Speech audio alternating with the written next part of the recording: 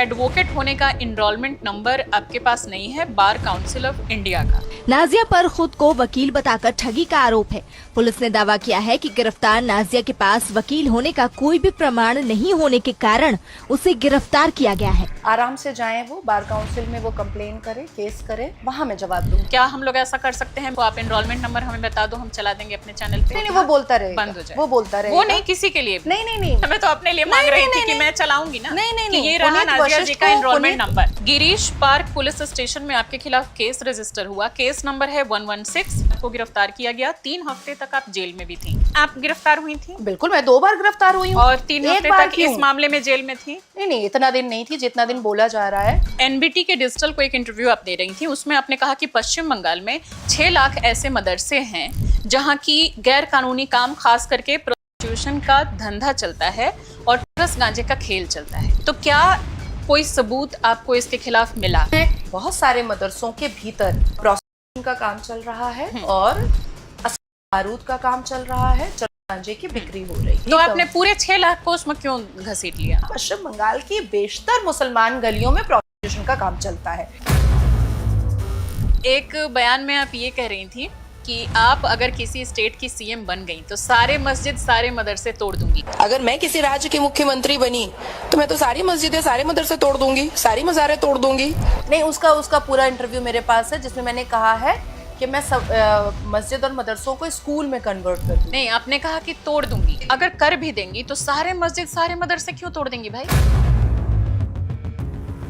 अगर कोई दूसरा एक नेता आए और वो आकर के बोलने लगे कि मैं अगर सीएम बन गया या बन गई तो सारे मंदिरों को तोड़वा दूंगा, तो फिर उसके खिलाफ आवाज उठेगी कि नहीं उठेगी? नहीं, फिर उसको वो भी 10 तरह की चीजें बोल सकता है। उसको भी क्लैरिफिकेशन देना पड़ेगा। जैसे मैं वो अगर क्लैरिफिकेशन दे दे क्या तो तोड़ने दिया जाएगा? अगर मुसलमान यही हरकत करते रहेगा कि उसको रोड ही पवित्र दिखाई देता रोड पे ना रहेगा, करे, नियम बन गया, फिर मस्जिद क्यों तोड़ेंगे? फिर नहीं तोड़ूंगी। हमारे देश में इतनी बुरी हालत है सरकारी स्कूलों की, और जिनके पास पैसा नहीं है, जो अफोर्ड नहीं कर सकते, वो नहीं जा सकते प्राइवेट स्कूलों में, एनसीईआरटी के स्कूलों में।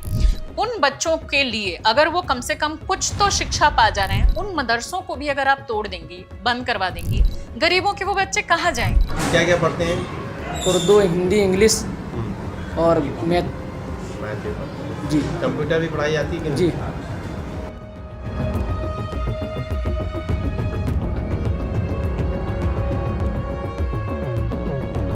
मैं सिर्फ 5 सवाल संविधान से करूंगी बच्चों से और 5 सवाल कुरान से करूंगी। और सरकारी स्कूल में जाके वहाँ सवाल करेंगी, वहाँ बच्चों की हालत देखी है। सरकारी स्कूल। एक इंटरव्यू में आपने ये कहा था कि भारतीय जनता पार्टी का ये जो ऑफिस है, कॉर्पोरेट ऑफिस है, ये खाओ पकाओ मोदी खाना है। ये हेस्टिंग पार्टी ऑफिस नहीं है, ये कॉर्पोरेट ऑफिस है। और ये मुरलीधर वाला जो है, ये बीजेपी पार्टी ऑफिस नहीं है, ये खाओ पकाओ मोदी खाना है।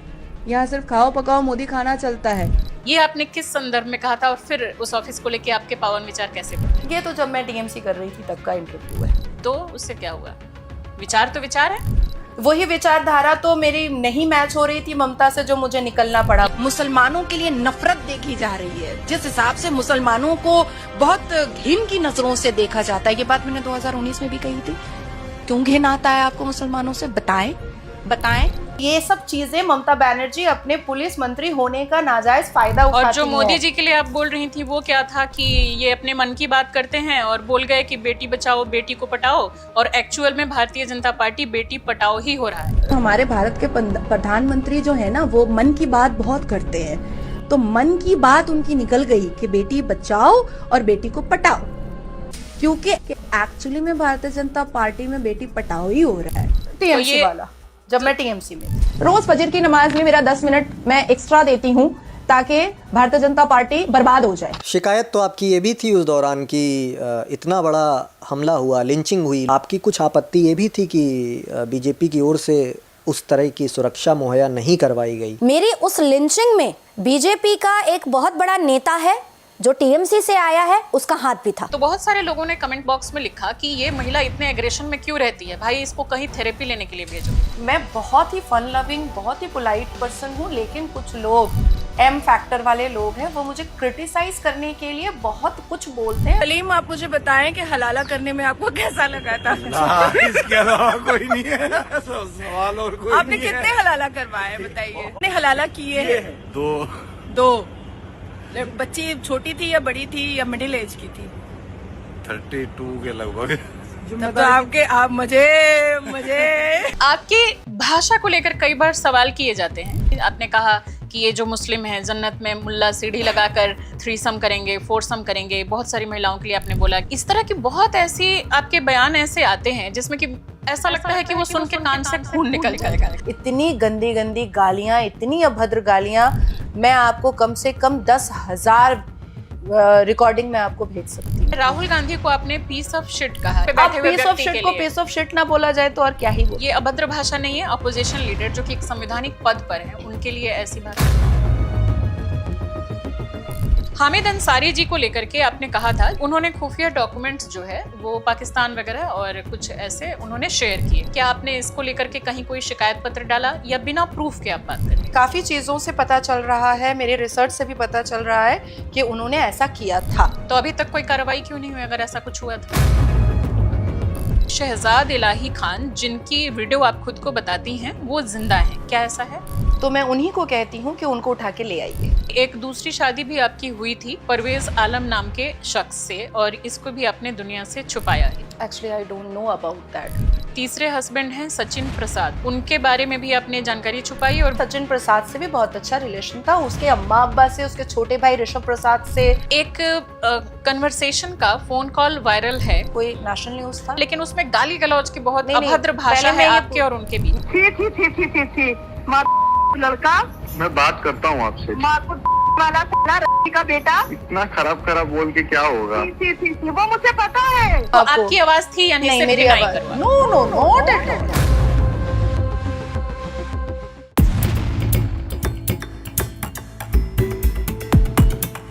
नमस्कार दोस्तों, मैं हूं श्वेता जया और आप देख रहे हैं सोशल कॉपीराइट्स।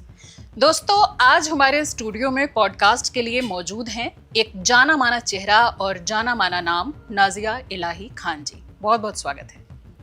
नमस्कार, वंदे मातरम, जय मां काली।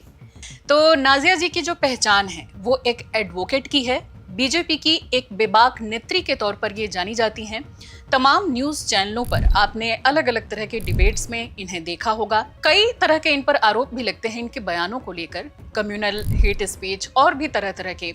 लेकिन एक स्ट्रॉन्ग बेबाक महिला को कैसा होना चाहिए, उसका चेहरा अगर आप कहीं देखना चाहते हैं तो मैं तो वो कहती हूँ कि वो नाजिया जी हैं।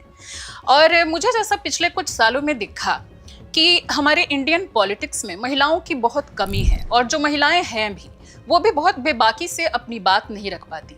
अब चाहे उन पर पार्टी का प्रेशर हो या उनका सोशल इमेज बनाने का प्रेशर रहा हो या फिर किसी और तरह का प्रेशर रहा हो, लेकिन नाजिया जी उन गिनी चुनी 4-5 महिलाओं में मुझे दिखती हैं जो कि बहुत ही बेबाकी से बिना डरे अपनी आवाज़ रखती हैं।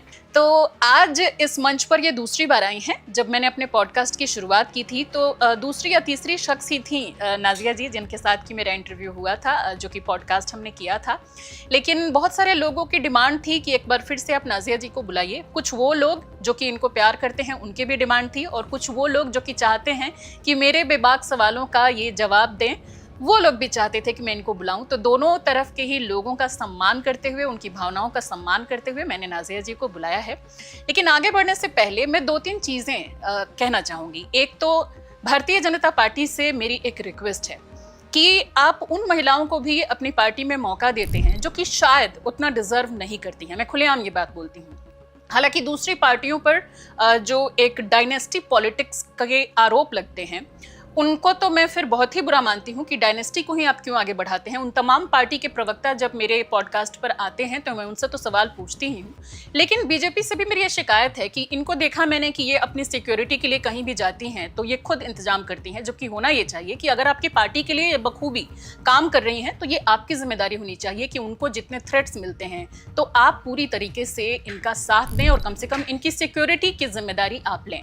दूसरी मेरी रिक्वेस्ट है भारतीय जनता पार्टी से कि बहुत गिनी चुनी महिलाएं हैं हमारे देश में जो कि इतनी बेबाकी से आवाज उठाती हैं, तो पार्टी में भी आप इनको एक ऊंचा पद दें और नहीं तो कम से कम इनका जो सपना है यूएन में प्रतिनिधित्व का, आप उस पर कम से कम ध्यान दें और हम सब महिलाएं उसमें इनका सपोर्ट करेंगे। बस कुछ इनकी ऐसी चीज़ें हैं जो कि हम आगे बात करेंगे तो शायद आपको लगेगा कि उन चीज़ों को अगर थोड़ा सा ये और बेहतर कर लें, मैं इसलिए नहीं कि मेरी दोस्त हैं तो मैं बहुत उस तरीके से इनके सपोर्ट में ही सिर्फ बोलूँगी, तो उन तरीकों को अगर बेहतर कर लें तो ये बहुत ही खूबसूरत और बहुत ही स्ट्रॉन्ग नेता के तौर पर हमारा यूएन में प्रतिनिधित्व कर सकती है। पूरे तीखे सवाल होंगे आज हमारे पॉडकास्ट में और मुझे पूरा भरोसा है, मैं दूसरे नेताओं से बहुत बार डरती भी हूँ जब विधायक वगैरह सामने आते हैं कि शायद बीच में इंटरव्यू छोड़ दें या बोलें कि ये क्या आप बकवास पूछ रही हैं, मुझे नहीं जवाब देना।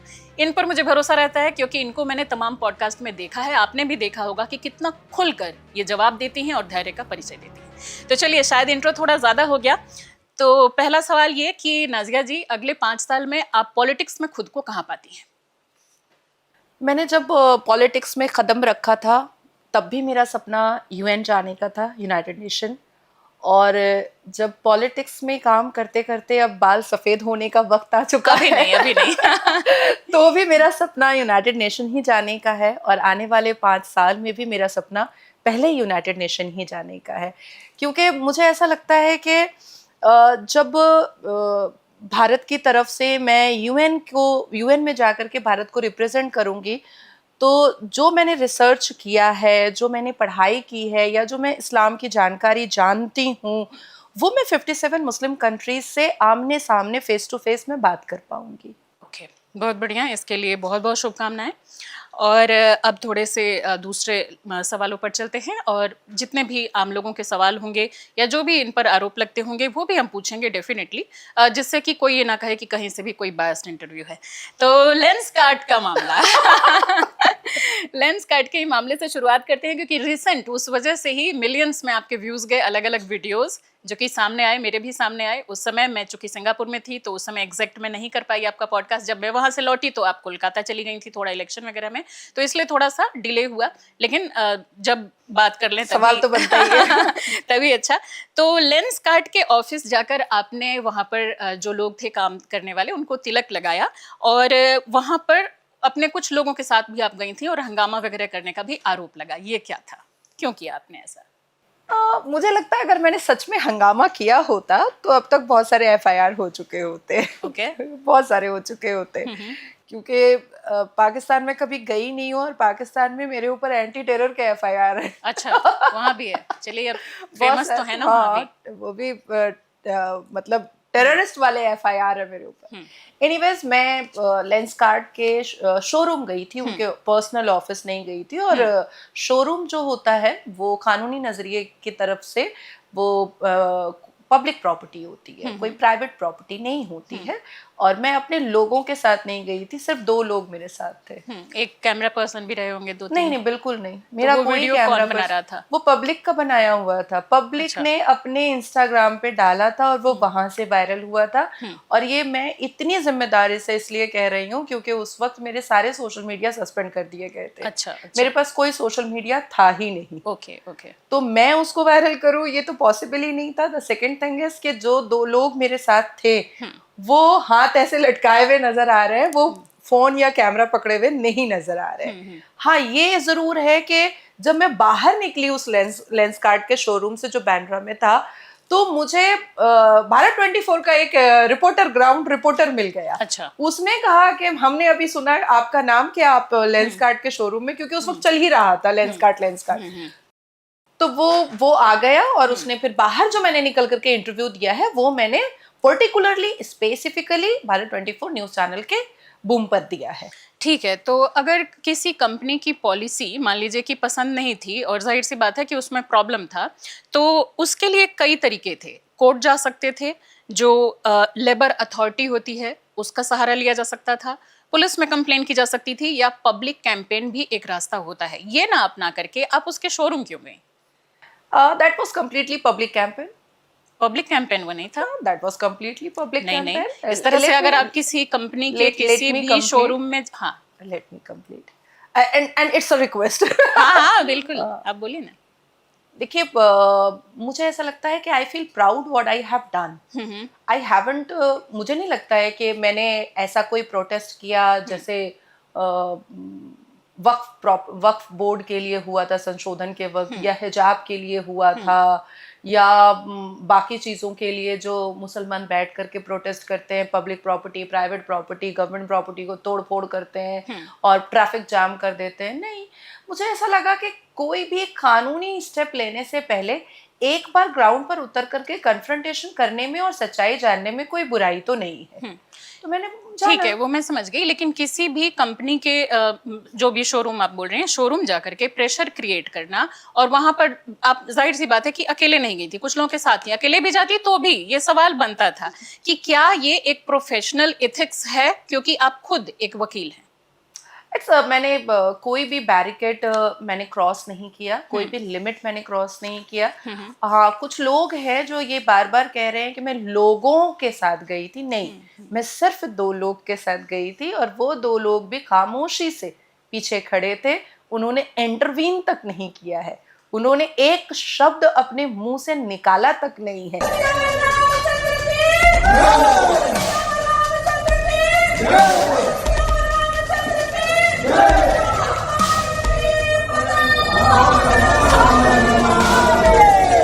और आप सोचो कि कई लोग जो है, इवन बांद्रा के और मुमरा के कई इमाम और मुफ्ती भी गए उस बेचारे मोहसिन खान से बात करने के लिए, कई प्रेस रिपोर्टर भी गए उससे बात करने के लिए, पर उसने कहा नहीं, उन्होंने मेरे साथ ऐसा कुछ भी नहीं किया। इवन उन्होंने इस्लाम का पूरा लिहाज रखा, उन्होंने मुझे तिलक नहीं लगाया। इसमें 2 सवाल बनते हैं। पहला सवाल तो ये बनता है कि इसी को हम पलट देते हैं। मान लीजिए कि कोई एक ऐसी कंपनी है जो कि ये निकाल देती है कि यहाँ पर आप बुर्का पहन के नहीं आ सकते, तिलक के अलावा ये सब चलेगा, और सेम यही काम कोई असदुद्दीन ओवैसी या रशीदी जी जैसे कोई भी एक व्यक्ति जो कि मोहम्मडन व्यक्ति हो, वो जाते और वो इसी तरीके से वहाँ एक हिंदू मैनेजर होता और उसको धमकाते और उसको बोलते कि देखो कौन महिला यहाँ पे है, लाइए, और वो बुर्का लेके जाते, उसको देते कि बुर्का पहनो, और बाकी उसको धमका करके और वो वीडियो बनाते आया जाता, वाइस वर्सा। तो क्या उसको बैकलैश नहीं मिलता? उसके पक्ष में आप हैं कि ऐसा करना चाहिए किसी मुस्लिम व्यक्ति को? देखिए, सबसे पहले सनातन की जो सभ्यता है उसमें इक्वालिटी की बहुत मान्यता है, एक्सट्रीम लेवल पे मान्यता है। आज भी जितनी भी हमारे देश में एयरपोर्ट है उसमें ज़्यादातर 99.9% प्रेयर रूम जो है उसको मुसलमान ही यूज करते हैं। ठीक है, अभी बीच में माधवी लता जी ने यूज कर लिया तो लेकिन वो इस सवाल का जवाब बुरा बन गया।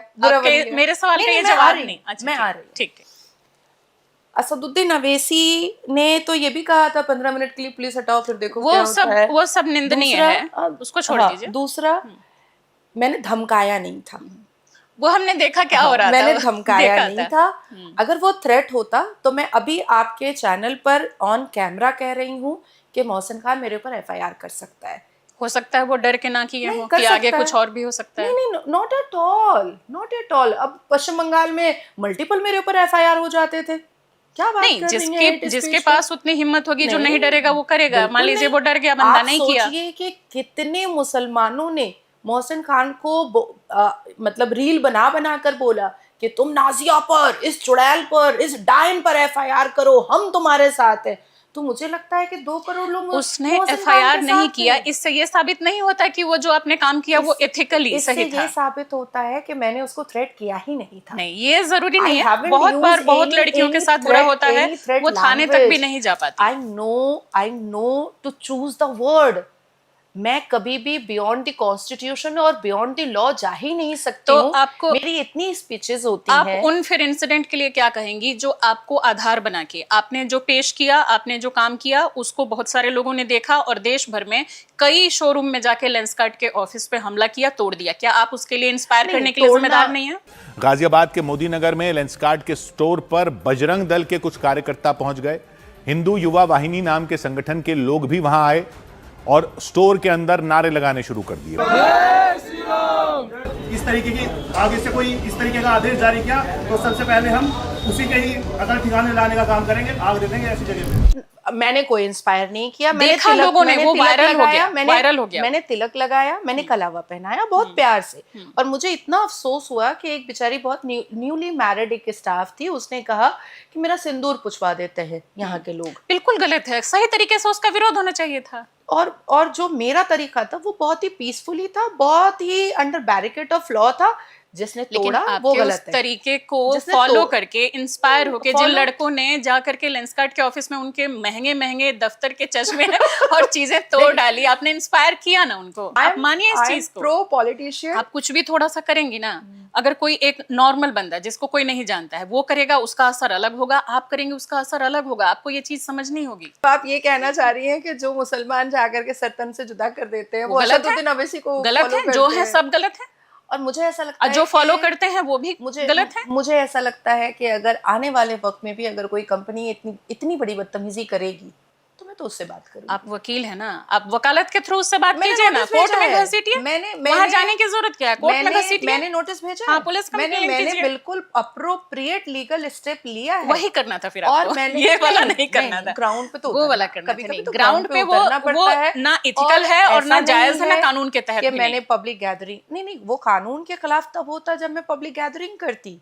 वो कानून आप के कुछ खिलाफ लोगों तब को होता। लेके किसी के ये में शोरूम में गई दो हैं। लोग दो लोग ही, कुछ लोग नहीं। एक से ज्यादा पर्सन जहां होता है वो भीड़ बन जाती है। 3-4 लोग अगर हैं, आई अलंग टू हाँ, जब हम ठीक है। कोर्ट में भी सबमिशन देते हैं और किसी इंसिडेंट या एक्सीडेंट के बारे में बात करते हैं तो जब 5 से 10 से ज्यादा लोग होते हैं तब हम कहते हैं गैदरिंग हुआ। फिर भी मतलब जो तरीका हुआ, मुझे लगता है कि 5 लोग होते हैं तो हम कहते हैं कि उससे कि इंस्पायर आई होके, अलंग 4 उससे इंस्पायर होके, जैसे हिंदू रक्षा दल वालों ने कुछ किया, जैसे मान लीजिए कि उनका कुछ लोगों प्रोवोक ने तो होता, घर में बैठ करके भी लेंसकार्ट का चश्मा तोड़ा, ठीक है, अपना तोड़ा ना, अपना नुकसान तोड़ा, किया ना, हाँ। दूसरे का नहीं होना ना, चाहिए। दूसरे का नुकसान नहीं होना उसका नहीं होना चाहिए जिसकी गलती नहीं है। I completely agree. लेकिन इस तरीके का बेहुदा गाइडलाइन मुझे लगता है कि लेंसकार्ट के मालिक को भी नहीं निकालना हाँ, चाहिए। ठीक है, तो लेकिन बहुत ही बिल्कुल सही है। obnoxious बिल्कुल, मैं तो guideline उसकी था। बहुत ही निंदा कर रही हूँ कि obnoxious। किसी की सिंदूर कोई कैसे पुछवा सकता और मैं है। आपको फिर कह निंदा रही हूँ है कि आई फील प्राउड। और दोबारा भी अगर कोई कंपनी इतनी बेहुदा गाइडलाइन निकालेगी तो कोर्ट में लड़ना, वहां मत जाना प्लीज, इट्स अ रिक्वेस्ट। कानून हाथ में लेने को आप बोलेंगे, ये जो देख रहे हैं हमारे जेंजी और यंगस्टर्स आपको फॉलो कर लेंगे, आप इन्फ्लुएंसर हैं। मैंने बिल्कुल कानून हाथ में नहीं लिया। 0.1% आप मानने को तैयार नहीं है। कल को हिंदू रक्षा दल वाले कहीं जाएंगे, उनको देख के मुस्लिम रक्षा दल वाले जाएंगे, फिर क्रिश्चियन रक्षा दल वाले जाएंगे, तो ये दल हमारे देश को थोड़े ना चलाएंगे। देश को संविधान चलाएगा, कानून, लॉ एंड ऑर्डर चलाएगा ना। मुझे ऐसा लगता है कि हिंदू रक्षा वाले जाएंगे तो वो एक चश्मा ही तोड़कर आएंगे, कम से कम सर तन से जुदा तो नहीं करके कौन क्या करेगा वो तो वक्त बताएगा। नहीं, ये तो इतिहास उस पे है ना, नहीं कह वो तो सकते। इतिहास है। हम उस रास्ते पे जाए हैं क्यों, देश को बेटर क्यों ना ये तो बनाए। हमारे उम्मा और फी सबीलिल्लाह वालों का इतिहास है कि ये तो प्रकाष्ठा ही क्रॉस कर देते हैं। खैर ठीक है, इस पर एक बयान आया बाबा बागेश्वर का। इन्होंने कहा, ठठरी के भरे नक कटा, आगी के लगे, तुझे दिक्कत है तो तू लाहौर चला जा, तेरे कक्का का भारत है क्या, हमारे तो बाप का भारत है। आगी के लगे तेरे कक्का को भारत है क्या? हाँ, हमारे तो बाप का भारत है। हाँ, इस तरह के बयान दिए इस इंसिडेंट पे, और वो तो आपसे भी कई गुना ज्यादा उनके फॉलोअर होंगे या शायद चाहने वाले होंगे, तो उनकी तरफ से इस तरह से बयान आया। और इस पर आपसे एक इंटरव्यू में सवाल पूछा गया तो आपने कहा कि मैं इस पर प्रतिक्रिया नहीं दूंगी, ये उनके व्यक्तिगत विचार हैं। इसी तरह से जब ओवैसी जी के या रशीदी जी के या किसी और जी के बयान आते हैं तो आप उस पर ये क्यों नहीं कह देती हैं कि मैं इस पर नहीं बोलूंगी, ये उनका व्यक्तिगत बयान है। उस पर तो आप बढ़ चढ़ के उनसे सवाल पूछती हैं, तो ये दोहरापन क्यों? बाबा बागेश्वर के पक्ष में बोलेंगी व्यक्तिगत, और इधर क्यों? दोनों में फर्क क्यों है? देखिए, बाबा बागेश्वर कभी भी पैनलिस्ट होकर के नहीं बैठते हैं। फिर भी दोनों एक देश के नागरिक हैं, इन्फ्लुएंसर हैं उस तौर पर। नहीं, अगर बाबा बागेश्वर भी न्यूज मीडिया में पैनलिस्ट होकर के बैठते तो 10 बातें काउंटर वो रोज सुनते। आपसे नहीं सुनते, आपने तो फेवर में उनके बोल दिया ना कि व्यक्तिगत राय है। क्या बात कर रही हैं आप? अच्छा, जिसके सामने करोड़ों लोग बैठे हैं, करोड़ों लोगों को इन्फ्लुएंस कर रहे हैं, उनकी व्यक्तिगत राय हो गई। एज अ पैनलिस्ट आप सवाल कर ली हैं, please let me complete. As a panellist अगर वो न्यूज में डिबेट पे बैठते दिन भर में 10 डिबेट में, तो 10 बार उनको भी काउंटर मिलता। एक व्यक्ति है जो अपनी दुनिया में है, अब उसके सामने उसके पास आकर के कैमरा वाले ने कुछ पूछा, न्यूज वाले ने कुछ पूछा, उन्होंने अपना बयान दिया। अब आपने असदुद्दीन अवैसी की बात कही है तो Asaduddin Owaisi as a panellist भी बैठते हैं। एक स्पेशल इंटरव्यू तो वो देते ही हैं, ठीक है, लेकिन एज अ पैनलिस्ट भी वो बैठते हैं। या आप रशीदी की बात कर लो या फिर आप किसी और की भी बात कर लो, तो वो लोग एज अ पैनलिस्ट बैठते हैं। आपने देखा होगा कि महमूद मदनी और अरशद मदनी के बातों पर बयान मैं तभी देती हूँ जब उनकी कोई वाहियात और बेहुदा बयान आते हैं तभी, अदरवाइज वो अपनी दुनिया में क्या कर रहा है मुझे कोई लेना देना नहीं है। दुनिया में भी अगर कोई करोड़ों लोगों को इन्फ्लुएंस कर रहा है, चाहे वो मदनी जी हों चाहे वो बाबा बागेश्वर जी हों, तो भी हमारा क्या ये काम नहीं है कि दोनों के लिए हम एक तरह से निंदा करें? देखिए मुझे ऐसा लगता है कि वाकई में अगर भारत की संस्कृति को अगर कोई अडेप्ट नहीं कर सकता है, उसको निकाब अच्छा लगता है, हिजाब अच्छा लगता है, लेकिन उसको तिलक कलावा मंगलसूत्र और सिंदूर से घिन आ रहा है, वो अपने गाइडलाइन में लिख करके भेज रहा है, तो मैं भी कहूंगी कि भैया तू लाहौर चला जा। तो लाहौर वो क्यों जाएगा? देश का नागरिक है, यहाँ उसको सजा देंगे, यहाँ उसको जेल में डालेंगे, लाहौर क्यों भेजेंगे उसको? हमारा नागरिक है, हम सजा देंगे, हम सजा देंगे। This is just a piece of suggestion. नहीं, एक दूसरे मुल्क हमारा दुश्मन मुल्क है, वहां क्यों अपने नागरिक को भेजेंगे? भाई तुमको इतना ही अगर भारत की सभ्यता से, संस्कृति से, सिंदूर से, कलावा से, तिलक से अगर तुमको इतनी नफरत है तो खुली हवा में जाकर के सांस ले लो, जाओ चले जाओ, लाहौर जाकर के बस जाओ। दूसरी बात है कि देखिए आवाज तो उठानी चाहिए, हम कानूनी प्रक्रिया करते हैं। अब देखिए तुइशा का अभी मामला मिस्ट्री मर्डर हुआ है, बिल्कुल आवाज नहीं उठती ना, पुलिस काम नहीं करती, ये तो है सच्चाई है ना। तो कभी कभी क्या होता है ना कि हम जैसे लोग मजबूर हो जाते हैं आवाज उठाने के लिए। आवाज उठाने का बस तरीका हमारा सही हो, हम खुद भी अपने मन से आवाज उठाते हैं। इसलिए क्या हुआ कि मैंने कोई गैदरिंग नहीं की, मैंने कोई ट्रैफिक जैम नहीं किया, मैंने कोई झंडा डंडा नहीं किया, ठीक है। अकेले गई। बाबा बागेश्वर का जो मामला चल रहा है, इस पर उनके एक और बयान पे आपका मैं सुन रही थी, 4 बच्चे पैदा करो और 2 को दे दो आरएसएस को। इस वाले पे भी आपने कुछ खास नहीं कहा, इस पर तो आपकी प्रतिक्रिया बनती है कि क्या वास्तव में 4 बच्चे पैदा करने चाहिए? आज इंडिया जैसे पॉपुलेटेड कंट्री जो कि अपने पॉपुलेशन की वजह से बेरोजगारी और तरह तरह की समस्याओं से जूझ रहा है, जहां 80 करोड़ लोगों को मुफ्त भोजन सरकार को देना पड़ रहा है, क्या ऐसे देश में 4 बच्चे पैदा करने वाले उनके बयान की हमें भर्त्सना नहीं करनी चाहिए? देखिए इस बयान का काउंटर तभी हो सकता है जब देश की सरकार पॉपुलेशन कंट्रोल बिल को लागू कर दे।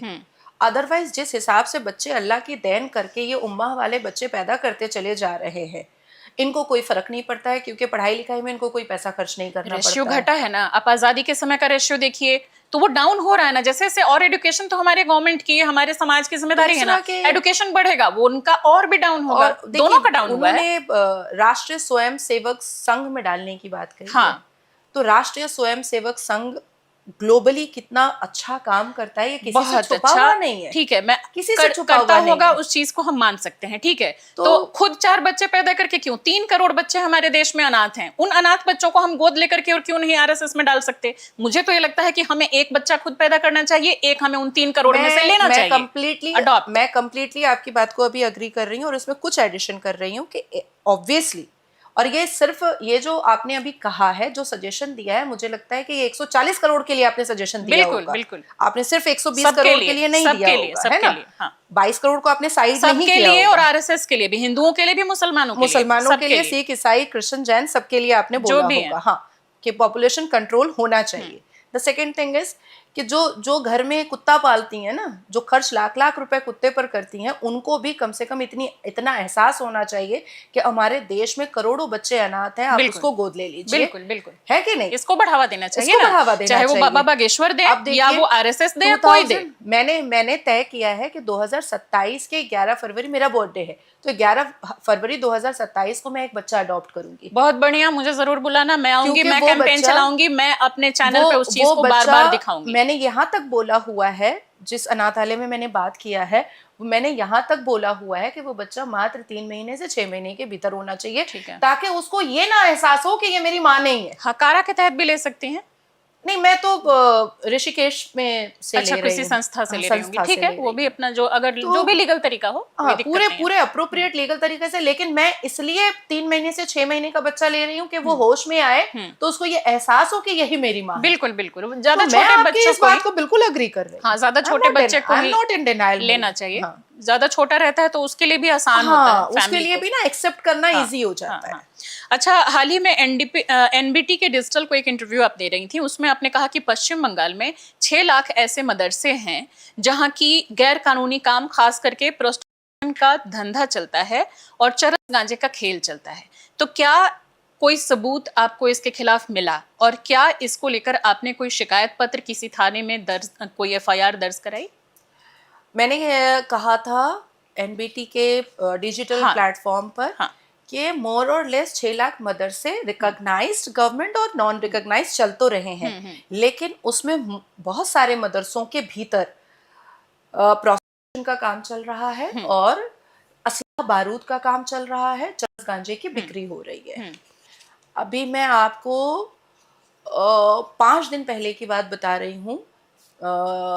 बनियापुकुर पुलिस स्टेशन जुरिस्डिक्शन के बगल में रांची से पुलिस आकर के, धनबाद जो रांची है आपका झारखंड वाला, वहां से पुलिस आकर के पूरा मोहम्मद कुछ था और उसकी वाइफ का नाम आयशा है, उसको अरेस्ट करके लेकर गई है और सारे साथ में सारे मुसलमान जो प्रोस्टिट्यूट काम कर रही थी उसको भी उठा के लेके गई है। Okay. यहाँ तक के उलबेरिया में, हावड़ा में, हुगली में, उसके बाद फिर ये कस्बा के तोता शाह बाबा के बगल में, कोलू टोला के सीएमओ गर्ल्स हाई स्कूल के ठीक ऑपोजिट फुट में, ये सब जो मदरसे चल रहे हैं इसमें गांजा बिक्री होती है। तो आपने कोई इस पे एफआईआर करवाई है?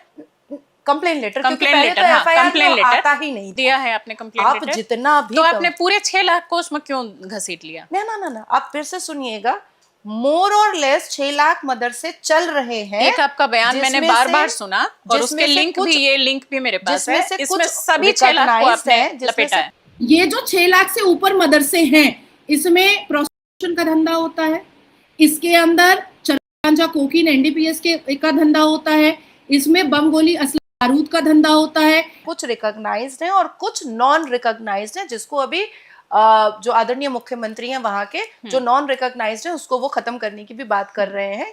तो उसमें से रिकॉग्नाइज्ड और नॉन रिकॉग्नाइज्ड दोनों को मिला करके इसमें इंक्वायरी होनी बहुत जरूरी है कि उसमें अवैध काम चल रहा है और पश्चिम बंगाल की बेशतर मुसलमान गलियों में प्रोस्टिट्यूशन का काम चलता है। ये किसी से छुपा हुआ ये इतने बड़े लेवल पर है, तो इसको बड़े लेवल पर इसको हटाने के लिए इस पर कार्रवाई क्यों नहीं होती फिर? देखिए अभी तो 15 दिन की सरकार है, इसके पहले भी अगर नहीं, इसके पहले ममता बनर्जी सुनती कहाँ थी? ममता बनर्जी सिर्फ नहीं सुनेंगी तो उन्हीं का पूरा देश तो था नहीं, देश में और भी तरह के एजेंसियां हैं, वो उस पर काम कर सकती हैं। हाँ, तो मैं अब इसका रिप्लाई दे दूं आपको। हाँ, अब ईडी जाए तो ईडी ऑफिसर अरेस्ट हो जाए, सीबीआई ऑफिसर जाए तो सीबीआई ऑफिसर अरेस्ट हो जाए, गवर्नर कुछ बोले पश्चिम बंगाल का तो गवर्नर के ऊपर मोलेस्टेशन के केसेस, भाजपा का नेता कुछ बोले तो भाजपा के नेता के ऊपर रेप केसेस, मैं कुछ बोलूं तो मल्टीपल एफआईआर, मॉब लिंचिंग।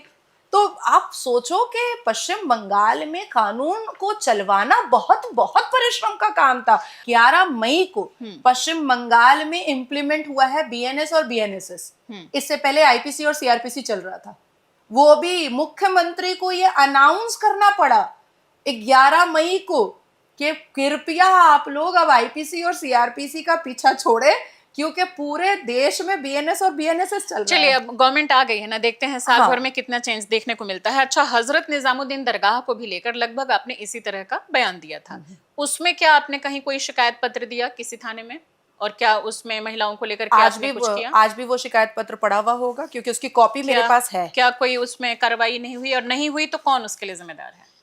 नहीं हुई तो उसके लिए तो पहले आम आदमी पार्टी जिम्मेदार थी, और दोबारा मैंने क्योंकि रिमाइंडर किया नहीं है इस सरकार को, तो इसलिए मैं इस सरकार को अभी जिम्मेदार नहीं बोल पाऊंगी। लेकिन ये इस सरकार के भी आए टाइम हो गया और आप माइनॉरिटी लीडर भी हैं, तो महिलाओं के साथ कुछ बुरा हो रहा है तो आपको रिमाइंडर करना चाहिए। मैंने रिमाइंडर इस सरकार को नहीं दिया, और अच्छा हुआ कि आपने याद दिलाया है। नोट कर लीजिए। अब मैं आज ही इसको रिमाइंडर में डालूंगी, आज ही मेल करूंगी। एक बयान में आप ये कह रही थी कि आप अगर किसी स्टेट की सीएम बन गई तो सारे मस्जिद सारे मदरसे तोड़ दूंगी, इतना ही है, और ये लिंक मेरे पास है एग्जैक्ट, इतना ही आप बोल रही थी। नहीं, ये क्या वजह थी? नहीं, उसका पूरा इंटरव्यू मेरे पास है, जिसमें मैंने कहा है कि मैं सब मस्जिद और मदरसों को स्कूल में कन्वर्ट कर दूंगी। नहीं, आपने कहा कि तोड़ दूंगी, और वो बार-बार चल रहा है। हाँ, और उसको मैं स्कूल में कन्वर्ट कर दूंगी, पूरा जो है वो मैं आपको दे भी दूंगी। अगर कर भी देंगी तो सारे मस्जिद सारे मदरसे क्यों तोड़ देंगी भाई? देखिए, एक तो अरबी का कोई काम है नहीं, तो सारे मदरसों में आपको लगता है सिर्फ अरबी पढ़ाया जाता है, सारे मस्जिद क्यों तोड़ देंगी? वो कहाँ फिर वेरी फ्रैंक तोड़ दूंगी। कैसे फिर वो अपनी इबादत कैसे करेंगे? नहीं, इबादत तो रोड पे हो रही है, सारे लोग रोड पे करते हैं इबादत। 15-20 दिन से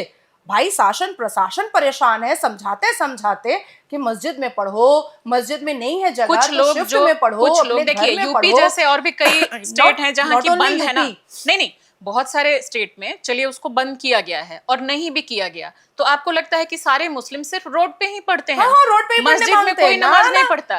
एकदम रोड पे और जो पढ़ मस्जिद करके की हम तस्वीरें देखते हैं, वीडियोस देखते हैं अरे कि पढ़ते हैं, वो साल भर गलत तो है? मस्जिदें खाली रहती हैं, साल भर मस्जिदें खाली रहती और हैं। जो लोग मस्जिद में ईद- पढ़ते हैं वो क्या है फिर? वो 2-5 लोग पढ़ते हैं नमाज, नहीं नहीं, 2-5 50 लोग पढ़ते हैं। सैकड़ों नहीं, की नहीं, तादाद नहीं। में तस्वीरें आती नहीं हैं नहीं कि वो बिल्कुल भी नहीं। मस्जिद में अगर आप पढ़ते मुझे हैं। पूरा डिटेल में बोलने दीजिएगा तो मैं हाँ, आपको बोलो ना। एक्सप्लेन कर सकती आप हूँ। बोलिए ना। साल भर मुसलमान मस्जिद के अंदर जाकर के नमाज नहीं पढ़ता है, हुड़दंग मचाने में सबसे आगे रहता है। अगर कहते हो कि तुम शांतिपूर्ण समुदाय हो, तुम तो सबसे पाक और मुकद्दस कम्युनिटी वाले हो, और सिर्फ ईद बकरीद और शबे कदर की रात को, जिस हिसाब से शबे कदर की जो रात होती है जिसमें हलवा पकता है, शबे बारात, उस रात को जो हुड़दंग मचाते हैं ये लोग, क्या ये इबादत है? दूसरा कहते हैं 3 मिनट में 3 मिनट की तो बात है, रोड पे 3 मिनट में नमाज हो जाती है। अरे 3 मिनट में कौन सी नमाज होती है?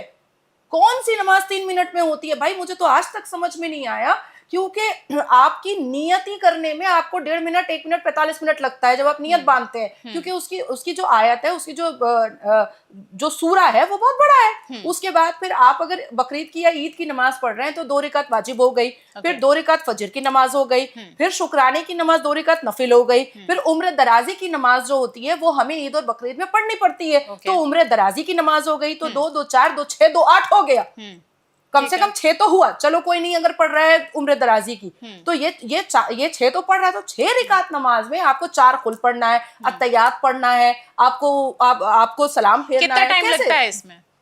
उसके बाद फिर आधे घंटे का खुतबा होता है, चाहे वो जुमा का हो, तो ईद जितने का और लोग जाते बकरीद हैं का। हर बार इतने ज्यादा देर का पढ़ते हैं? ऑब्वियसली खुतबा नहीं सुनेंगे क्या? मतलब आधे घंटे से ज्यादा का वक्त लग जाएगा? देखिए पूरा मुकम्मल ईद और बकरीद की नमाज को कंप्लीट होने में पूरा का पूरा मुकम्मल जो है 15 से 18 मिनट का काम होता है, और उसके बाद फिर आधे घंटे का खुतबा होता है, तो इन टोटल पौना घंटा। तो क्या हर बार जो लोग जाते हैं पढ़ने वो पौने घंटा पढ़ते हैं, और अगर रोड पे भी पढ़ते हैं तो पौना घंटा पढ़ते हैं? बहुत सारे ऐसे लोग हैं जो ईद में गए तो वाजिब पढ़ करके वो चले आते हैं, खुतबा नहीं सुनते हैं, तो लेकिन फिर वो कुफ्र है, आपको खुतबा सुनना ही है।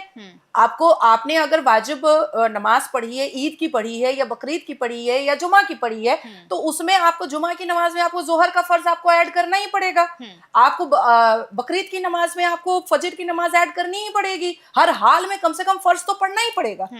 तो मान लीजिए, चलिए ठीक है कि वो लोग पढ़ रहे हैं, पौना घंटा भी पढ़ रहे हैं, अरे सड़क 20 पे जो घंटा पढ़ पढ़ो। रहे हैं उनकी तो मुखालफत होनी चाहिए, देश भर में चलिए बैन मैं कर तो दिया। कह रही हूँ 20 घंटा पढ़ो। मैंने पूरी आपकी बात सुन ली और मैं समझ भी गई, ज्यादा मुझे आइडिया नहीं है कि कितने बार वो नमाज, इसीलिए मैं सुन रही थी अच्छे से।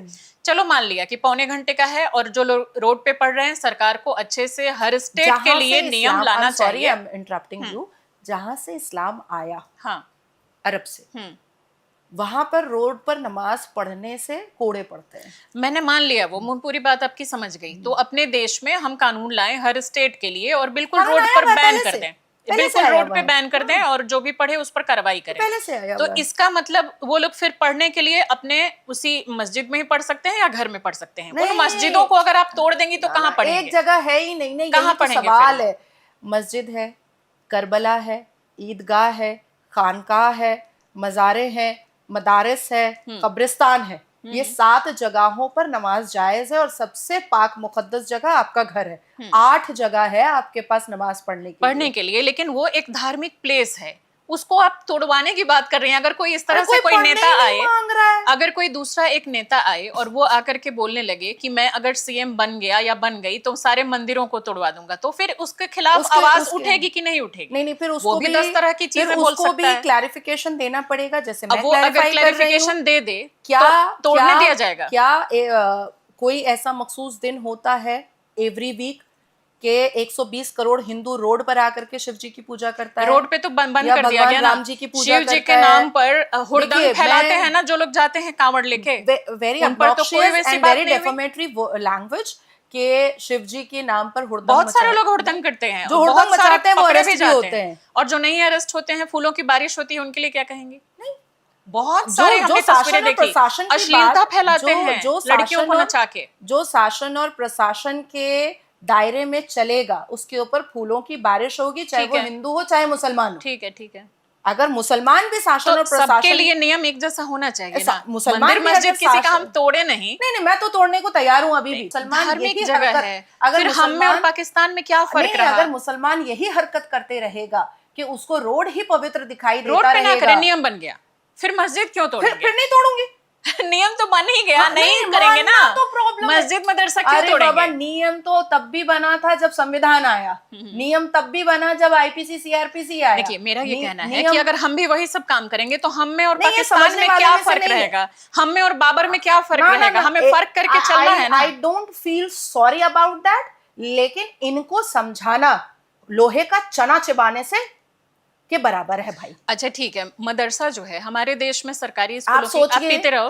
नहीं, आप सोचिए कि पश्चिम बंगाल के पोर्ट एरिया में एक महिला ने ये कहा, मोदी हमको गोरू गोश्त नहीं जबा करने देगा, तेरा गोश्त नोच के खाएंगे, शुभेंदु अधिकारी का गोश्त नोच के खाएंगे। This is the language of Muslim female.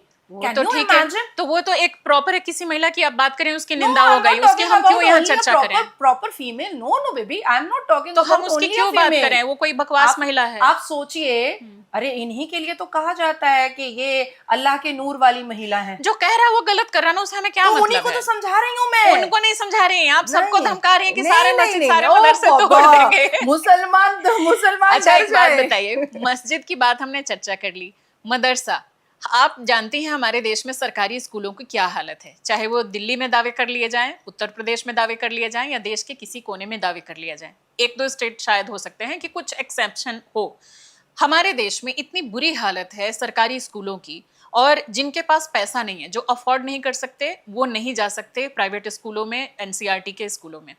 उन बच्चों के लिए अगर वो कम से कम कुछ तो शिक्षा पा जा रहे हैं, उन मदरसों को भी अगर आप तोड़ देंगी, बंद करवा देंगी, गरीबों के वो बच्चे कहाँ जाएंगे? Who told you कि मदरसे में एकेडमिक क्वालिफिकेशन होता है? बहुत सारे मदरसे हैं। मेरी एक दोस्त की मम्मी है, बनारस में पढ़ाती हैं, और उनसे अक्सर मेरी बात होती है और मैं हमेशा पूछती हूँ। मैं आपको कंप्यूटर तक पढ़ाया जाता है वहाँ। मैं आपसे रिक्वेस्ट करूंगी कि आप अपनी दोस्त के उस बनारस वाले मदरसे में मुझे लेकर के चलिएगा।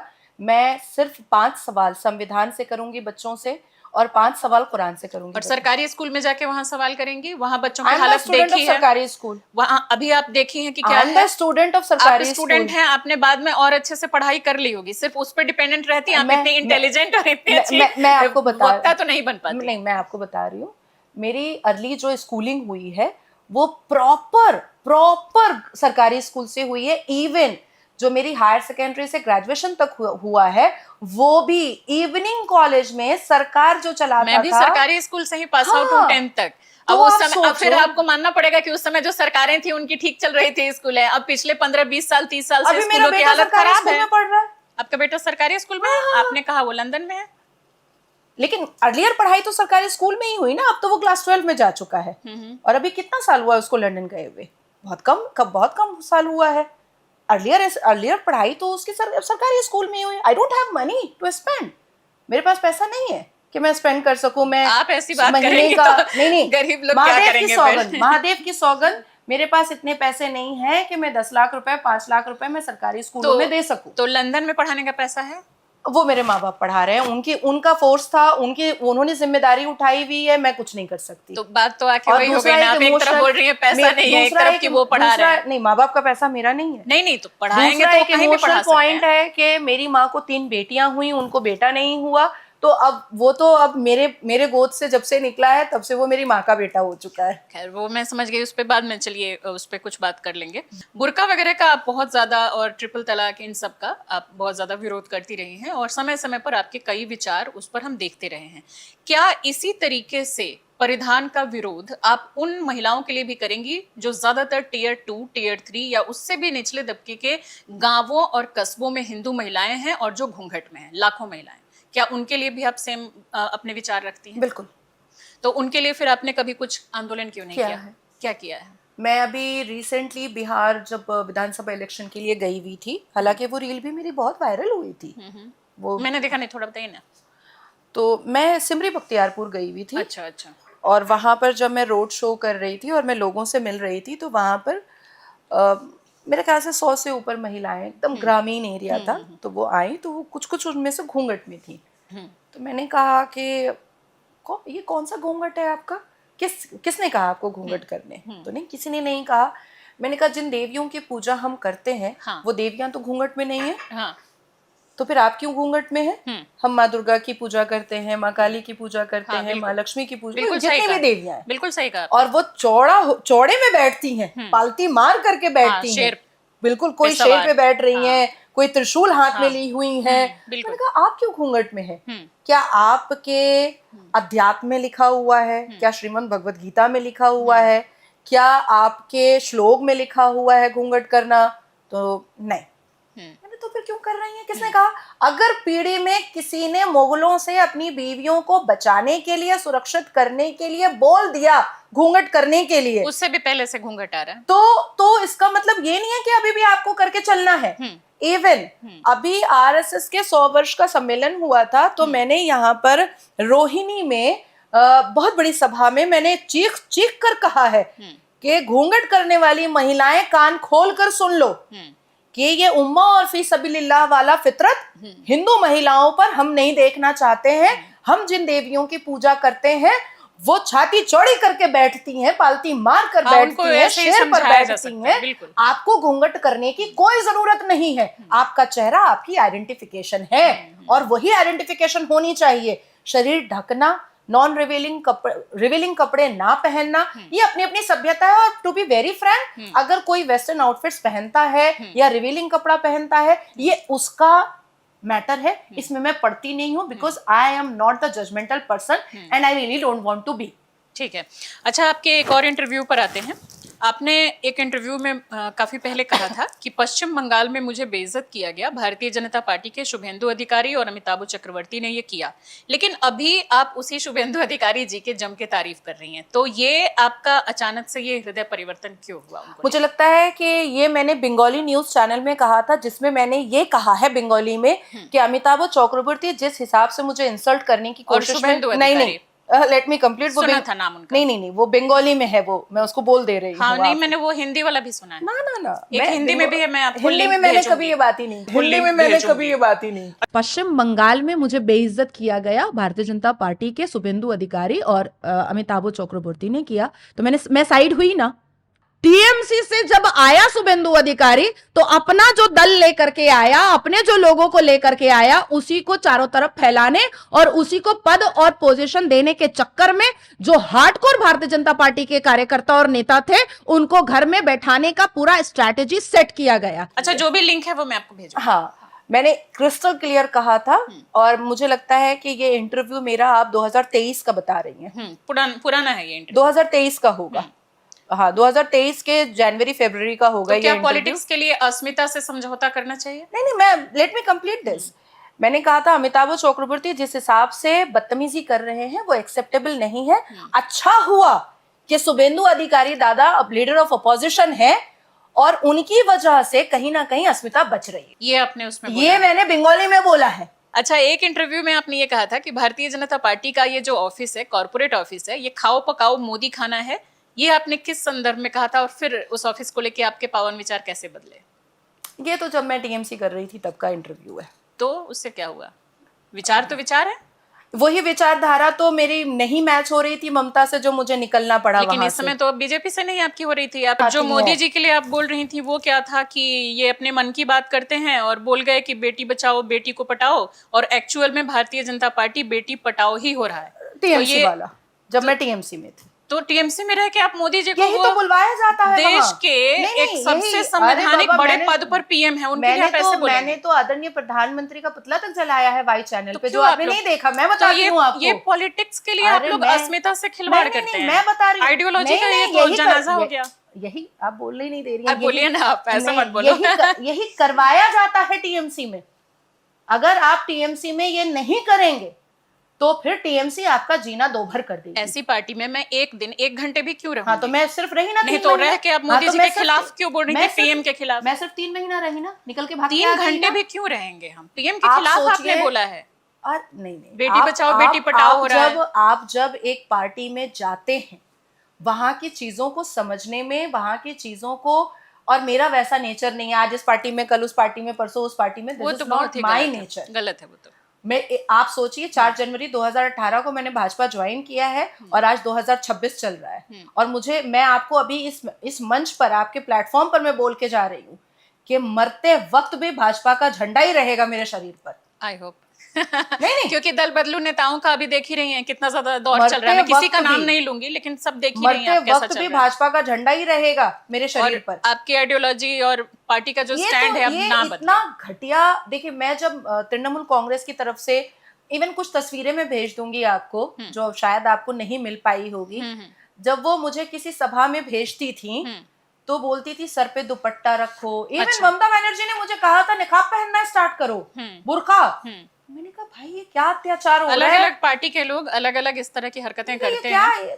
कोई बोलता है 4-5 बच्चे पैदा करो, कोई बोलता है बुर्के में रहो, घूंघट कर लो। मैं स्टार्टिंग से रुद्राक्ष पहनती आई हूँ, वो आपकी मर्जी है, बिंदी लगाते आई हूँ, आपकी मर्जी है। इवन ममता बनर्जी और ये फरहाद हकीम ने मटिया बुरुज के कई सभाओं में फरहाद हकीम ने मुझे मंच पर कहा है बिंदी हटाओ, ये मुसलमानों को के भीड़ में आप ऐसे कैसे आ जाती हैं, आप खुद मुसलमान हैं। तो जो 3 महीना मेरे ऊपर तृणमूल कांग्रेस ने जो टॉर्चर किया, मैं तो हाथ जोड़ करके निकली कि भाई ये पार्टी मुझसे तो नहीं हो पाएगी, क्योंकि आप किसी के फ्रीडम को या किसी की विचारधारा को आप ऐसे हनन तो नहीं कर सकते हैं। वो सब ठीक है, मैं समझ गई, लेकिन थोड़ी सी शिकायत नहीं, आप जब आपके मतलब का रिप्लाई नहीं मिल रहा है तो आप कह रही है कि वो सब ठीक है, वो सब ठीक है, मैं समझ गई। बिल्कुल रिप्लाई मिल रहा है, मेरे मतलब का यही रिप्लाई है, यही मुझे वहां पहुंचाना है। अच्छा ठीक है, मेरे मतलब के रिप्लाई पे मत जाओ।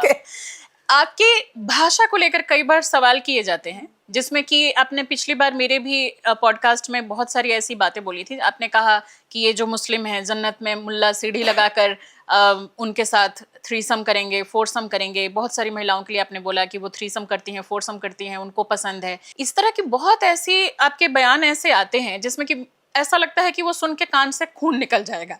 आप इस तरह की अमर्यादित भाषा का इस्तेमाल क्यों करती हैं? अरे दोनों भाई बहन मिल करके पूरा खत्ता करना है ना। आज से जहाँ जहाँ कठमुल्लों को देखना, वहाँ वहाँ कैंची दिखाना, कहना थोड़ा हुआ है, पूरा कर देंगे। थोड़ी शांति से भी उनका विरोध किया जा सकता है। देखिए मुझे लगता है कि जिस हिसाब की गालियां मुझे आती हैं उसको सुनने से कान से खून निकल लोग हैं, उनको अच्छा, भूल जाइए, वो गंदे लोग हैं। अच्छा, हम आपको उस कैटेगरी में थोड़ा रखेंगे। अच्छा, आप एक इंटेलिजेंट महिला हैं, आप वकील हैं, आप एक इंटेलिजेंट पढ़ी लिखी। दूसरी बात है कि अगर वाकई में हलाला घिनौनी चीज प्रत्येक मुसलमान बेटी और महिलाओं की नजर में है तो उनको विरोध करना चाहिए, बिल्कुल करना चाहिए। 2019 में 2017 में जजमेंट इंस्टेंट ट्रिपल तलाक का आने के बाद 2019 में मैंने पॉलीगेमी हलाला बैन करने के लिए देश के सर्वोच्च न्यायालय में डाला। आप यकीन मानिए कि मुसलमान बहनों ने मुझे गालियां परोसी हैं। वो तो जिसका देखो कंडीशनिंग है, गंदी गालियां है, आप कुछ नहीं कर सकते। Complete please. इतनी गंदी गालियां, इतनी अभद्र गालियां, मैं आपको कम से कम 10,000 रिकॉर्डिंग में आपको भेज सकती हूँ, 10,000 से भी ऊपर भेज सकती हूँ। आप सोचिए, ठीक है मुझे गाली दो, मेरी माँ को गाली दे करके क्या होगा, मेरे बेटे को गाली दे करके क्या होगा। दूसरी बात कि foursome is not a defamatory word. Threesome foursome वो करती हैं, हाँ, उनको मजा आता है। और उनको मजा Still आता I am struck with my earlier statement and by hook and crook. Still I am struck with my earlier statement and by hook or crook.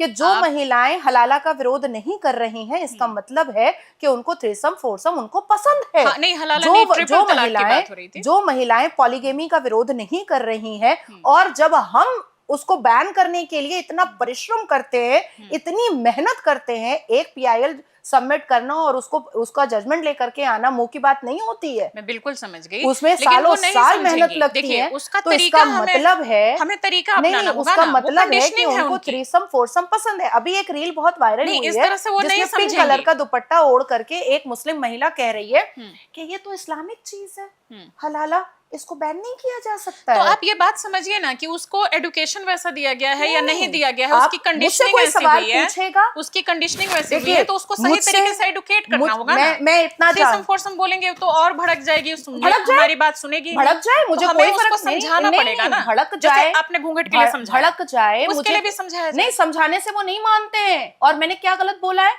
मैंने क्या गलत बोला है? मैं समझाई तो रही हूँ कि जो महिलाएं सच में रिस्पेक्टफुल है, जो महिलाएं अपने आप से मोहब्बत करती हैं, जो महिलाएं अपने आप का बहुत मान सम्मान करती हैं, वो पॉलीगेमी और हलाला का विरोध बिल्कुल करेंगी। और अगर नहीं कर रही हैं, मुझे गालियां दे रही हैं, तो इसका मतलब है कि उनको थ्रीसम फोरसम उनको पसंद है। That's all. ठीक है, इसको हम अच्छे मर्यादित शब्द भी बोल करके उनको समझा सकते हैं। एकदम मर्यादित शब्द में बोला है मैंने, छोटे-छोटे एक्ट्स के द्वारा उनको समझा सकते हैं उनके बीच जाके। एकदम मर्यादित शब्द में बोला है मैंने। अब एनजीओ की आपने बात की, कुछ नुक्कड़ नाटक उनके जरिए हम उन अनपढ़ या फिर कम समझदार महिलाओं को समझा सकते हैं मर्यादित रहते हुए। इसीलिए तो मैं कह रही हूँ कि मदरसे में कुरान के साथ साथ एक तो कुरान पढ़ना ही क्यों है, आपको घर में पढ़ लो। मैंने अपनी अम्मा से कुरान पढ़ा, मेरे घर के सारे लोगों ने अपने अपने घर के बड़ों से कुरान पढ़ा, हमें मदरसे की तो जरूरत नहीं पड़ी। अच्छे स्कूल सरकार बना देना, मदरसे बंद करे। अगर अच्छे स्कूल मदरसे में तो एकेडमिक क्वालिफिकेशन क्वालिफिकेशन है ही नहीं। अच्छे स्कूल बन जाए ना, गवर्नमेंट स्कूल में पढ़ाई का आप चुनिंदा 4 मदरसों को लेकर के या अपनी दोस्त का एक बनारस का मदरसा लेकर के आप पूरे देश के मदरसों को आप अच्छा नहीं बोल सकती हैं। पढ़ रहे हैं वो भी बंद हो जाएगा। क्या पढ़ रहे हैं? सरकारी बनाए क्या पढ़ रहे हैं? अल्हम्दुलिल्लाह रब्बिल आलमीन मालिकी यौमिद्दीन। आप बताइए मैंने क्या बोला? ना आप बताइए ना मैंने क्या बोला? जब मैं वो नहीं जानती तो मैं कैसे जानूंगी? मैंने क्या बोला? अरबी बोल रही हैं। मैं समझ गई कि आप अरबी बोल रही हैं। आप बताइए कि पूरे भारत में सरकारी स्कूल की स्थिति सुधारी जाए। अरे बाबा, इसके स्कूल की स्थिति नहीं सुधारेंगे हम। पूरे भारत में जो मदरसे चल रहे हैं, अगर उसमें से मान लीजिए 100 मदरसे में एकेडमिक क्वालिफिकेशन हो रही है, तो उससे क्या फर्क पड़ रहा है? यहाँ करोड़ों मदरसे हैं जिसमें कुलिया अय्युहल काफिरून बताया जा रहा है, और वो कुलिया अय्युहल काफिरून का अर्थ निकलता है कि ए इस्लाम के मानने वालों कह दो काफिरों से। समझ गई। स्कूलों की हालत हम बेटर क्यों नहीं कर सकते? आपको पता है पिछले 2 साल में 80,000 स्कूल सरकार ने बंद कर वहां दिए। पर स्कूल बनेगा और स्कूलों की हालत अच्छी हो रही है, पहले से बहुत अच्छी हो रही है। पिछले 2 साल में बंद कर पहले दिए से गए। बहुत अच्छी हो रही है। आंकड़ा मैं एक बार और चेक करके लगा दूंगी। पिछले 1 या 2 साल में 80,000 स्कूलों को बंद कर दिया गया, सरकारी स्कूलों को। वो बच्चे अब जा नहीं पा रहे हैं, छोटे बच्चे नहीं जा पा रहे हैं, लड़कियां नहीं जा पा रही हैं, क्योंकि जो दूसरे स्कूल हैं ज्यादा दूर हैं। तो ये सरकार तो और स्कूलों को बंद कर रही है। उत्तर प्रदेश के 27,764 प्राथमिक स्कूलों पर ताला लगने जा रहा है। 5,000 स्कूलों पर ताला लग चुका है। जो बच्चे कुछ दूरी चलकर अपने स्कूल पहुंच जाते थे, अब मुमकिन है उन्हें कुछ ज्यादा दूरी तय करनी पड़े। सोशल मीडिया पर लोग स्कूल चले हम के ऐड शेयर कर नाराजगी व्यक्त कर रहे हैं। कहाँ खुल रहे हैं? नहीं, मुझे नहीं लगता। मैं बहुत ट्रैवल करती हूँ और मुझे ऐसा लगता है सरकारी आंकड़ा दे रही हूं मैं। इस देश में ऐसा कोई राज्य नहीं है जहां मैं नहीं जाती हूँ। सरकारी मुझे 50 लोगों ने, मैं 5 लाख भी नहीं बोल रही हूँ, 5 करोड़ तो छोड़ ही दीजिए, मुझे 50 लोगों ने आकर के नहीं बोला कि सरकारी स्कूलों में पढ़ाई बड़ी गंदी हो रही है, यहाँ तक के खराब भी होती है और बंद कर दिए गए, वो भी बंद कर दिए गए। मेरे यहाँ जो है 87 बच्चे हैं और मेरे यहाँ प्राथमिक विद्यालय अनूपखेड़ा मर्ज हुआ है। वहाँ की टीचरें 2 तो आ गई हैं, लेकिन बच्चा एक भी नहीं आया। और हमारे यहाँ की टीचर वहीं की टीचर बता रही थी कि हमने संपर्क किया अभिभावकों से, तो उन्होंने कहा कि 2 किलोमीटर में बच्चों को पैदल भेज नहीं सकते। भोपाल के, नागपुर के और आपके पश्चिम बंगाल के कई सरकारी स्कूलों में मैंने विजिट करके वहां पर अपनी स्पीचेस रखी है। मैंने बच्चों से बैठ करके पूछा है कि यहाँ पर कैसी शिक्षा हो रही है, क्या चल रहा है। उन्होंने सब कुछ अच्छे से बताया। 300-400 बच्चों लैब दिखाया, 1 या 2 टीचर होते हैं, लैब दिखाया, सब कुछ दिखाया। With many primary schools operating with just one teacher handling all subjects. बच्चों को पढ़ाने का आपको सरकार 60,000 रुपए दे रही है, अब आप दारू पे किस तरीके से बच्चों को पढ़ाते हैं? और जो स्कूल अभी भी बहुत इनहैंस नहीं हुआ है या उसमें वहां तक डेवलपमेंट नहीं पहुंचा है, मुझे पूरी उम्मीद है कि आने वाले 1-2 साल में वहां पर भी अच्छी शिक्षा का इंतजाम किया जाएगा। और अगर आपके पास कोई ऐसा डिटेल है तो काइंडली आप मुझे दीजिए, मैं उसको एजुकेशन मंत्री तक पहुंचाऊंगी, राज्य के एजुकेशन मिनिस्टर तक और केंद्र के एजुकेशन मिनिस्टर तक, बल्कि मैं ये मुहिम छेड़ दूंगी। बिल्कुल करो आप ये काम। मैं आपको महादेव की सौगंध खाकर बोलती हूँ कि मैं मुहिम छेड़ दूंगी। बिल्कुल आपको छेड़ना पड़ेगा। आपको सरकारी स्कूलों को बेटर करना ही पड़ेगा, लेकिन मदरसा तो खत्म होगा चाहे जो हो जाए। ठीक है, आपके अगले बयान पे आते हैं। राहुल गांधी को आपने पीस ऑफ शिट कहा, ये अभद्र भाषा नहीं है? अपोजिशन लीडर जो कि एक संवैधानिक पद पर हैं, उनके लिए ऐसी भाषा? कांग्रेस के प्रवक्ता ने, मैं नाम नहीं लूंगी अभी, उन्होंने मुझे कहा था, मुझे लगता है उन्होंने गलत किया। अब आप बोलिए आपने गलत किया। वो जो कर रहे हैं, मुसलमान जो बोल रहे हैं वो गलत कर रहे हैं।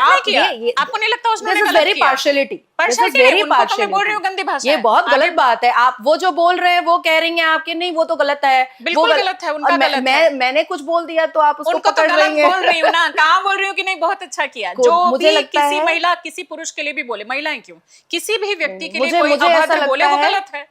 अब आप सोचिए ना, समाजवादी पार्टी के एक प्रवक्ता है, वो बैठ करके ए सुनो सुनो, तो वो अच्छा कहा जाएगा उसको? मैं अच्छा कहूंगी, कौन अच्छा व्यक्ति उसको अच्छा मैंने ऐसे खामोशी से बैठ कर कहा पीस ऑफ शिट, वर्ड है, बोला ना एक संवैधानिक पद पे बैठे हुए व्यक्ति के लिए। पीस ऑफ शिट ना बोला जाए तो और क्या ही बोला जाए। फिर से इस चीज को बोल रही है दोबारा आप अपनी उसी बात पे बोल रही हैं। I'm so adamant, but on the other hand I'm so vulnerable। अच्छा, बहुत सारे ऐसे मेरे फॉलोअर्स हैं, दोस्त हैं, दोस्त ही बोलूंगी क्योंकि इंस्टाग्राम पे ज्यादा ऐसे लोग हैं जो कि एथीस्ट हैं, जुड़े हुए हैं, और मैं सबकी कदर करती हूँ। आपने अपने एक बयान में कहा कि जो भी एक्स हिंदू हैं, एक्स मुस्लिम को लेके आपसे सवाल पूछा जा रहा था, तो उसी में ये भी बात आई, तो आपने कहा कि जो भी एक्स हिंदू हैं वो ज्यादातर जो एथीस्ट हैं वो कम्युनिस्ट हैं। क्या सारे एथीस्ट कम्युनिस्ट हैं? नहीं, मुझे ऐसा लगता है कि सारे एथीस्ट कम्युनिस्ट नहीं है। नहीं, बहुत सारे ऐसे, मान रही है ना आप इस चीज को? बहुत सारे ऐसे एथीस्ट हैं, होंगे इन बातों को सुन के। नहीं, बहुत सारे ऐसे एथीस्ट हैं जो बहुत ज्यादा साइंस और टेक्नोलॉजी पर बहुत ट्रस्ट करते हैं। इवन मेरे जान पहचान में 10-12 ऐसे एथीस्ट हैं जो बहुत सारी उन्होंने किताबें लिखी हैं, बहुत सारे साइंस के ज्ञान के विज्ञान की बातें वो बहुत अच्छी और बहुत अप्रोप्रिएट करते हैं। तो नहीं, बिल्कुल भी नहीं।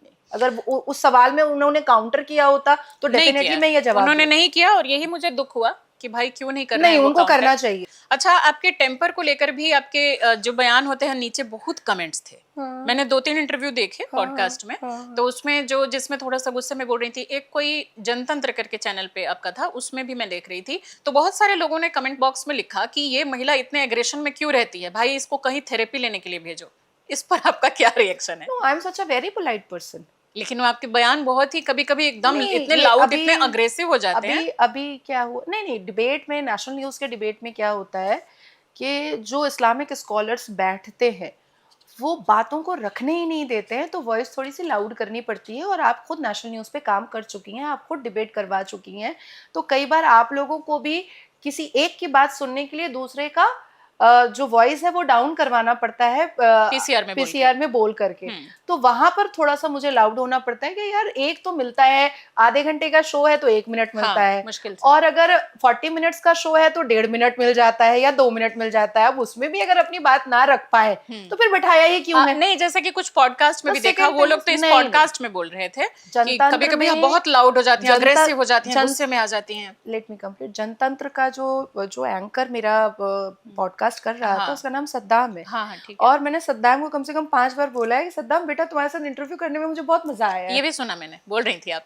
और वो जब इंटरव्यू कंप्लीट हुआ ना, तो वो अच्छा, कल भी उसने मुझे मैसेज किया कि मैम अगर दिल्ली में है तो प्लीज आइएगा। अच्छा। आपका इंटरव्यू में बहुत नॉर्मल कर रही हूँ, आपको ऐसा लगा कि नहीं मेरे साथ ठीक है, अग्रेशन में हूँ या मैं बहुत ये वो बोल मेरे साथ आप इसलिए ठीक है, हम दोस्त हैं ना।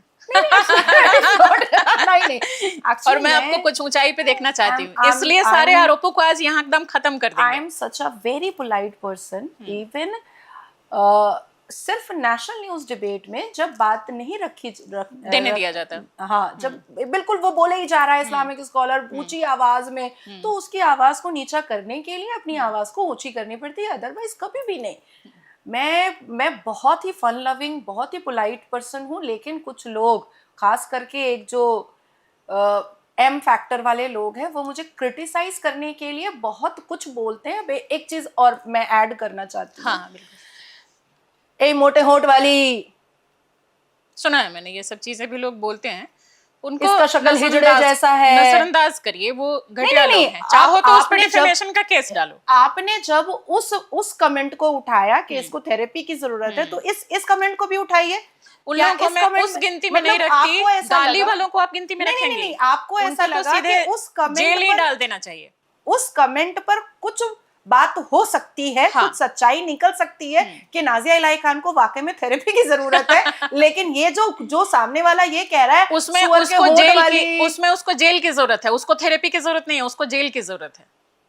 और मुझे ऐसा लगता है कि अगर किसी को ऐसा लगता है कि वाकई में मुझे थेरेपी की ज़रूरत है तो वही डॉक्टर सजेस्ट करते, और लाइव स्ट्रीम में मैं थेरेपी पर बैठूंगी, और अगर डॉक्टर ने कहा कि आपको सच में काउंसलिंग की ज़रूरत है तो माँ काली की सौगंध में जाकर के पूरी काउंसलिंग भी करवाऊंगी। लेकिन मुझे ऐसा लगता है कि डॉक्टर कहेगा नाजिया प्लीज जाइए, आपको काउंसलिंग की बिल्कुल जरूरत नहीं ठीक है। क्या आप अभी भी मुसलमान हैं? आपके नाम के आगे चूंकि खान लगा है। नाम माने दिया है और मेरे नाम के, लेकिन ये तो आपके पति का सरनेम है। एग्जैक्टली रहमान है आप? मैं रहमान। हाँ। इलाही खान जो है वो मेरे हस्बैंड का है। दूसरी शादी होती तो डेफिनेटली ऐसे तैर रहे हैं 10-12 पति मेरे रोड पर और हवाओं तो में। फिर आप अब जब मुसलमान नहीं हैं कि नहीं है, पहले क्लियर करो। हाँ बिल्कुल प्रैक्टिस। तो मुसलमान हैं, अगर आप प्रैक्टिसिंग मुसलमान हैं तो सारे जो नियम कानून एक मुसलमान के लिए इस्लाम और कुरान के तहत, हदीस के तहत चलता है, वो तो आप नहीं मानती। आप बुत परस्ती करती हैं, आप बिंदी लगाती हैं, आप टीका लगाती हैं, या और भी बहुत सारी ऐसी चीजें हैं जो कि आप करती हैं जिससे कि वो आपको खारिज करता है। तो आप मुसलमान बची कैसे?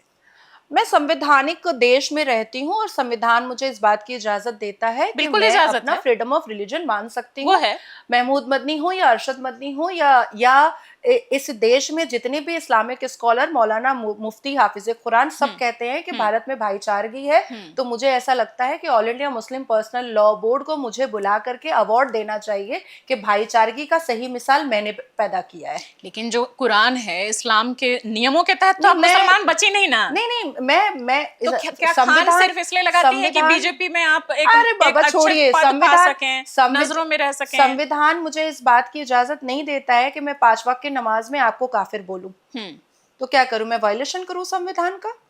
आप अपना बताइए कि मुसलमान है कि नहीं है? हैं तो खान आप लगा रही हैं, तो वो क्यों लगा रही हैं जब उसके नियमों को आप नहीं मान रही हैं इस्लाम तो फिर मैं एक बात बोलती हूँ, जो लोग कुरान के खिलाफ जाकर के मजार परस्ती कर रहे हैं, मैं उनको मुर्तद बोलूं? बिल्कुल बोल सकती हैं, अगर वो नियम के खिलाफ है। क्यों नहीं बोल सकते? बिल्कुल नियम के खिलाफ है। तो बोलिए। ये जितने इस्लामिक स्कॉलर हैं ये भी तो मुसलमान नहीं है, क्योंकि हमारे में तो टीवी पर आना गुनाह है, हराम है।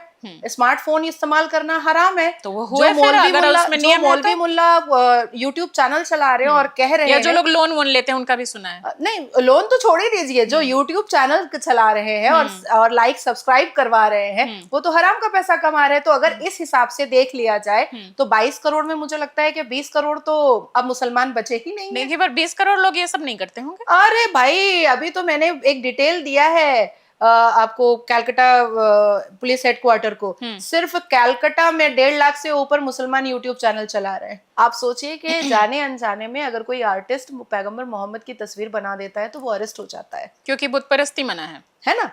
तो आप कैसे आकर के कैमरा के सामने बैठ रहे हैं? आप कैसे अफ्तार में जाकर के फोटो खिंचा रहे हैं? यानी मैं बोल सकती हूँ कि वो लोग भी और आप भी, कोई मुसलमान नहीं। अब कोई मुसलमान नहीं बचा। Not only me. अच्छा, अब कुछ थोड़ी सी अगर आप इजाजत दे तो पर्सनल चर्चा कर लें पुनीत वशिष्ठ जी को लेके। ऑफ कोर्स, ऐसे तो मैं बिना इजाजत के नहीं करती। तो उन्होंने एक आरोप लगाया कि अच्छा, मेरी आदत है कि मैं सवाल ना बोलूं, ये मेरे अंदर से ये मेरे लिए बहुत अच्छा है। ये मेरे दर्शकों के लिए, ये दर्शकों के लिए, मेरे लिए, दोनों के लिए अच्छा है, क्योंकि हमारा चैनल ही ऐसा है कि हम लोग खुल के बात करते हैं, दबाते कुछ नहीं है। टू बी वेरी फ्रैंक, मुझे बहुत बुरा लगता है जो लोग कहते हैं कि नहीं, मैं ये सवाल नहीं लूंगा। अरे क्यों, जवाब दो। बिल्कुल बिल्कुल नहीं, इसमें तो मैं आपके धैर्य की और आपके बेबाकी की, स्ट्रांगनेस की तारीफ करती हूँ हमेशा से, पीठ पीछे भी करती हूँ।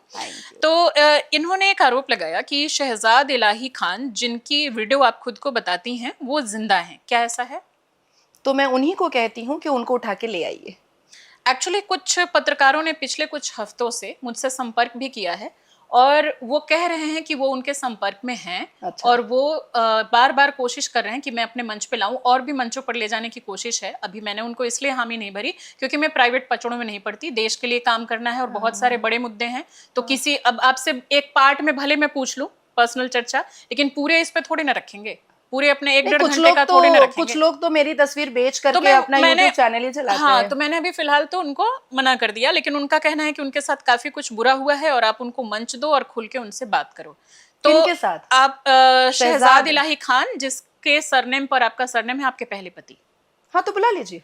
तो ये वो लोग दावा कर रहे हैं, कुछ पत्रकार, कि उनके साथ बहुत गलत हुआ है, उनको मंच दीजिए और वो मरे नहीं है, I mean he is alive. हाँ, तो बुला लीजिए। ये दावा किया जाए। हाँ, बुला लीजिए। ठीक है, तो ये तो अलग हो गई इतना बात। आप मेरा उपकार करेंगी कि अगर वो सच में नहीं मरा है तो मेरे बेटे, एक तो सबसे पहला कि मेरा बेटा जो अनाथ की जिंदगी जिया है, अनाथ नहीं है, आप हैं, आपके मम्मी पापा उसके साथ तो नहीं, जो प्रैक्टिकल बात है, पिता के एक बचपन से जो वो बिना पिता के जो वो जिया है, उसके लिए माँ बाप दोनों मैं बनी हूँ। एक के 16 साल की उम्र में उसको अपने पिता का सामना होगा, उस पिता जिसने उसको मरने का नाटक करके अबैंड किया है, अगर वो जिंदा है तो एक अबैंडेड ही तो किया है ना, तो वो पूरे हिसाब मांगेगा 16 साल के।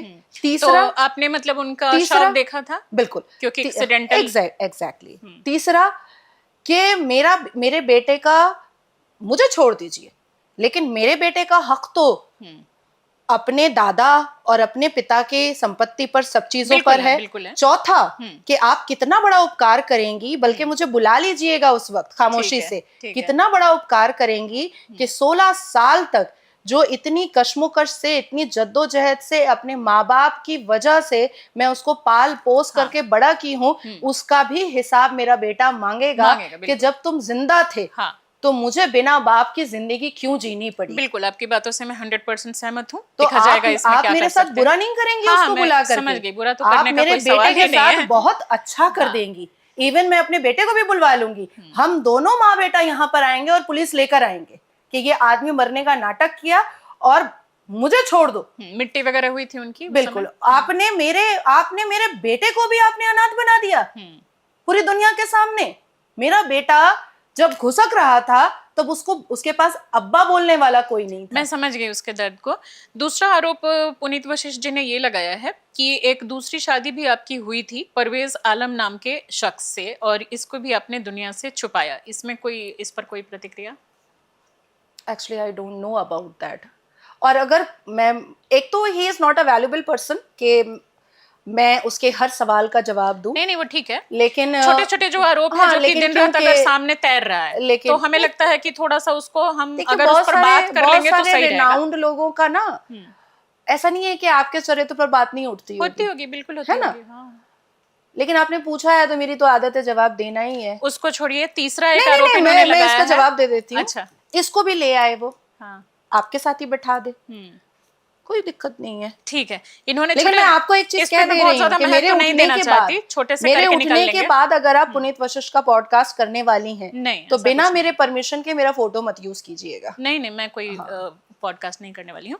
तीसरा आरोप ये है कि तीसरे पति को लेके वो अपने यूट्यूब चैनल से ही सारा मैंने उठाया है। उन्होंने ये बोला था कि तीसरे हस्बैंड हैं सचिन प्रसाद, डॉक्टर सचिन प्रसाद, ऐसा वो बोल रहे थे।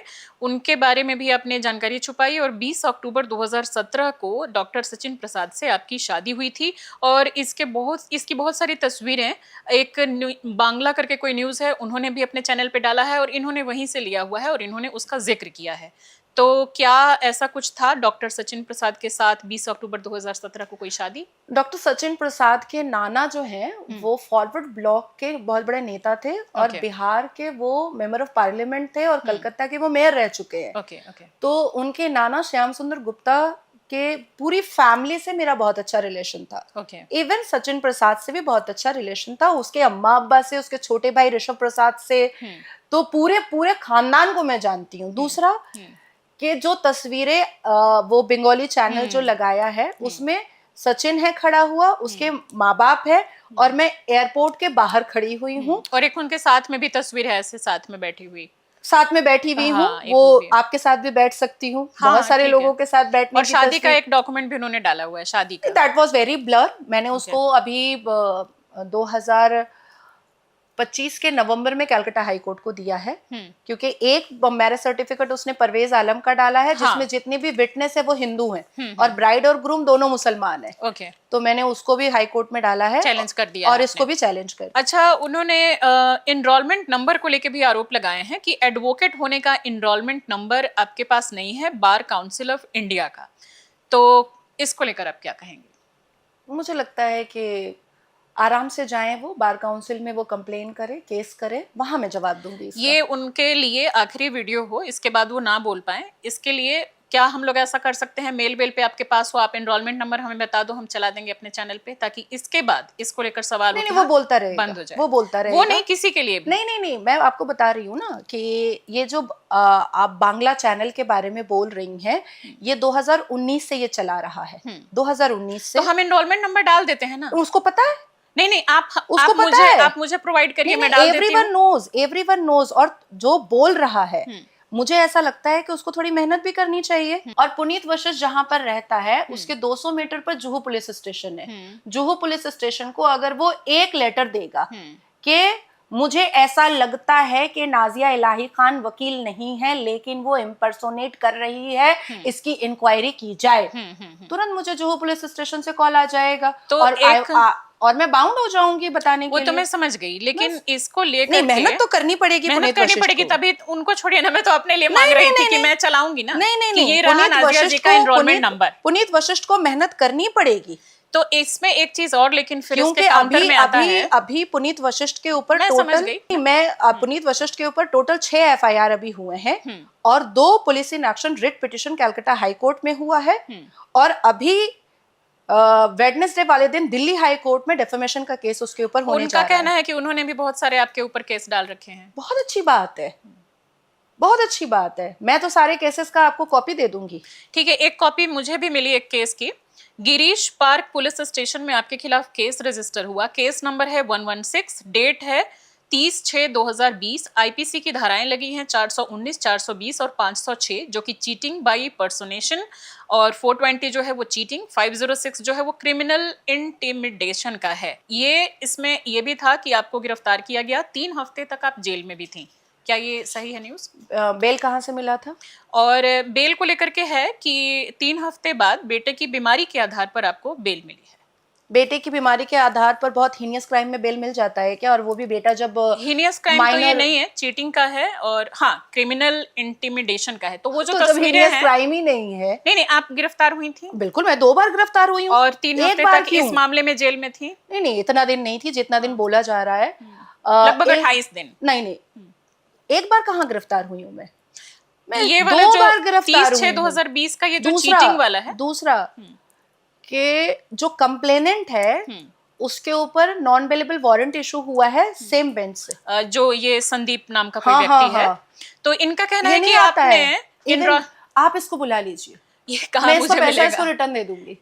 ये इनका कहना है कि 6 लाख रुपए का आपने ठगी किया इनसे। हाँ, तो आप बुला लीजिए ना, ये प्रूफ यहाँ पर रख देगा, मैं इसको पैसे दे दूंगी। तो पुलिस ने फिर आपको क्यों अरेस्ट किया इनके कहने पे? ममता की सरकार थी।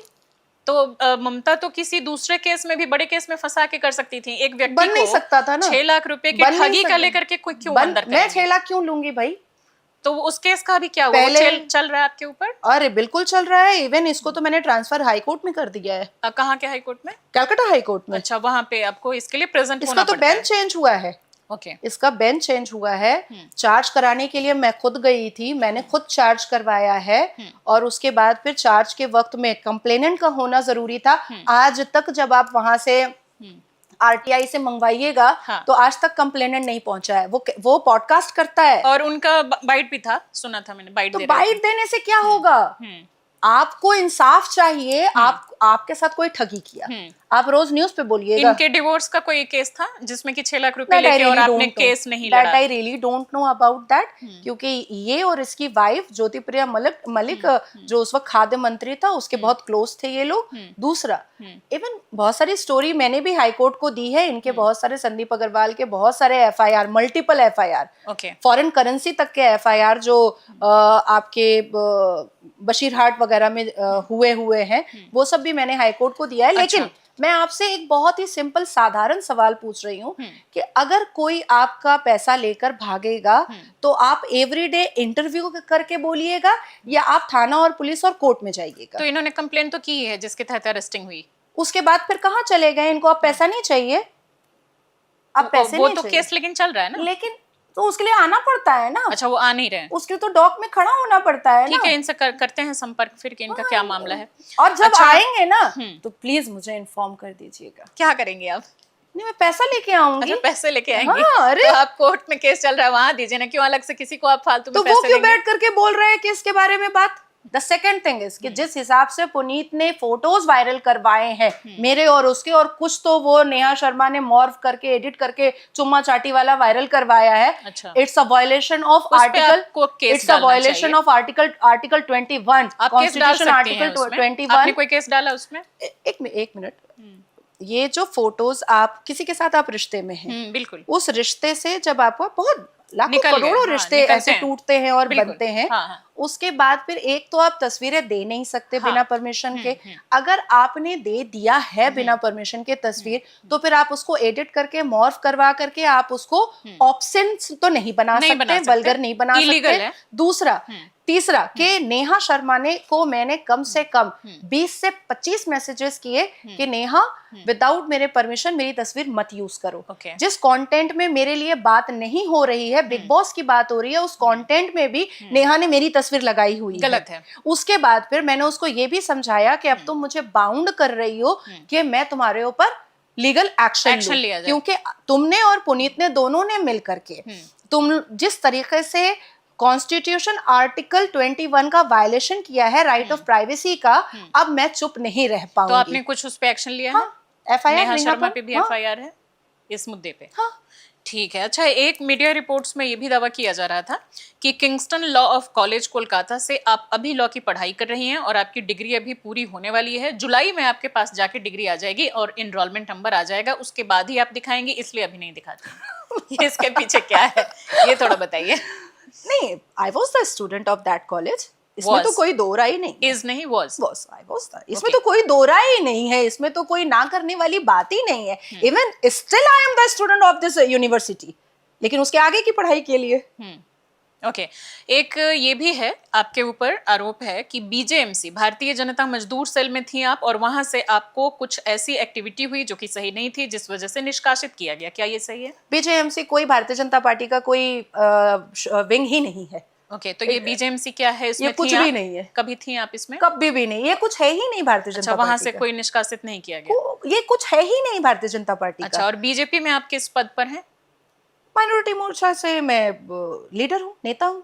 अच्छा, स्पीकर का आपको दिया गया है? वो बहुत पहले दिया गया था, राज्य के स्पीकर के लिए। अच्छा, अभी आप स्पीकर के तौर पर नहीं है? मैं हमेशा एडवोकेट या पॉलिटिकल एनालिस्ट के हिसाब से बैठती हूँ। तो बीजेपी क्यों नहीं दे रही ये चीज? अब ये मैं कैसे बोल सकती हूँ? मैं बोल सकती हूँ। नहीं, मैंने 2018 से नहीं कि अगर आप उनका पक्ष रख रही हैं और उनके लिए इतना जोर शोर से काम कर रही हैं, तो नहीं, आप हर जगह उनके लिए फेवर में काम कर रही हैं, तो बिल्कुल उनको देना चाहिए। मैं राष्ट्र के हित में काम कर रही हूँ, और जो मान सम्मान, जो रुतबा, जो मर्तबा, जो रिस्पेक्ट मुझे भारतीय जनता पार्टी से मिला है, मैं उसके लिए उनकी शुक्रगुजार हूँ। मुझे उनसे कोई शिकायत नहीं है। ये आपका बड़प्पन है। जिस हिसाब से पुनीत ने मेरा पर्सनल नंबर वायरल किया, अच्छा, पर्सनल नंबर उन्होंने अपने इस पर डाल दिया था, फेसबुक पर और अपने यूट्यूब पर, ये तो गलत है।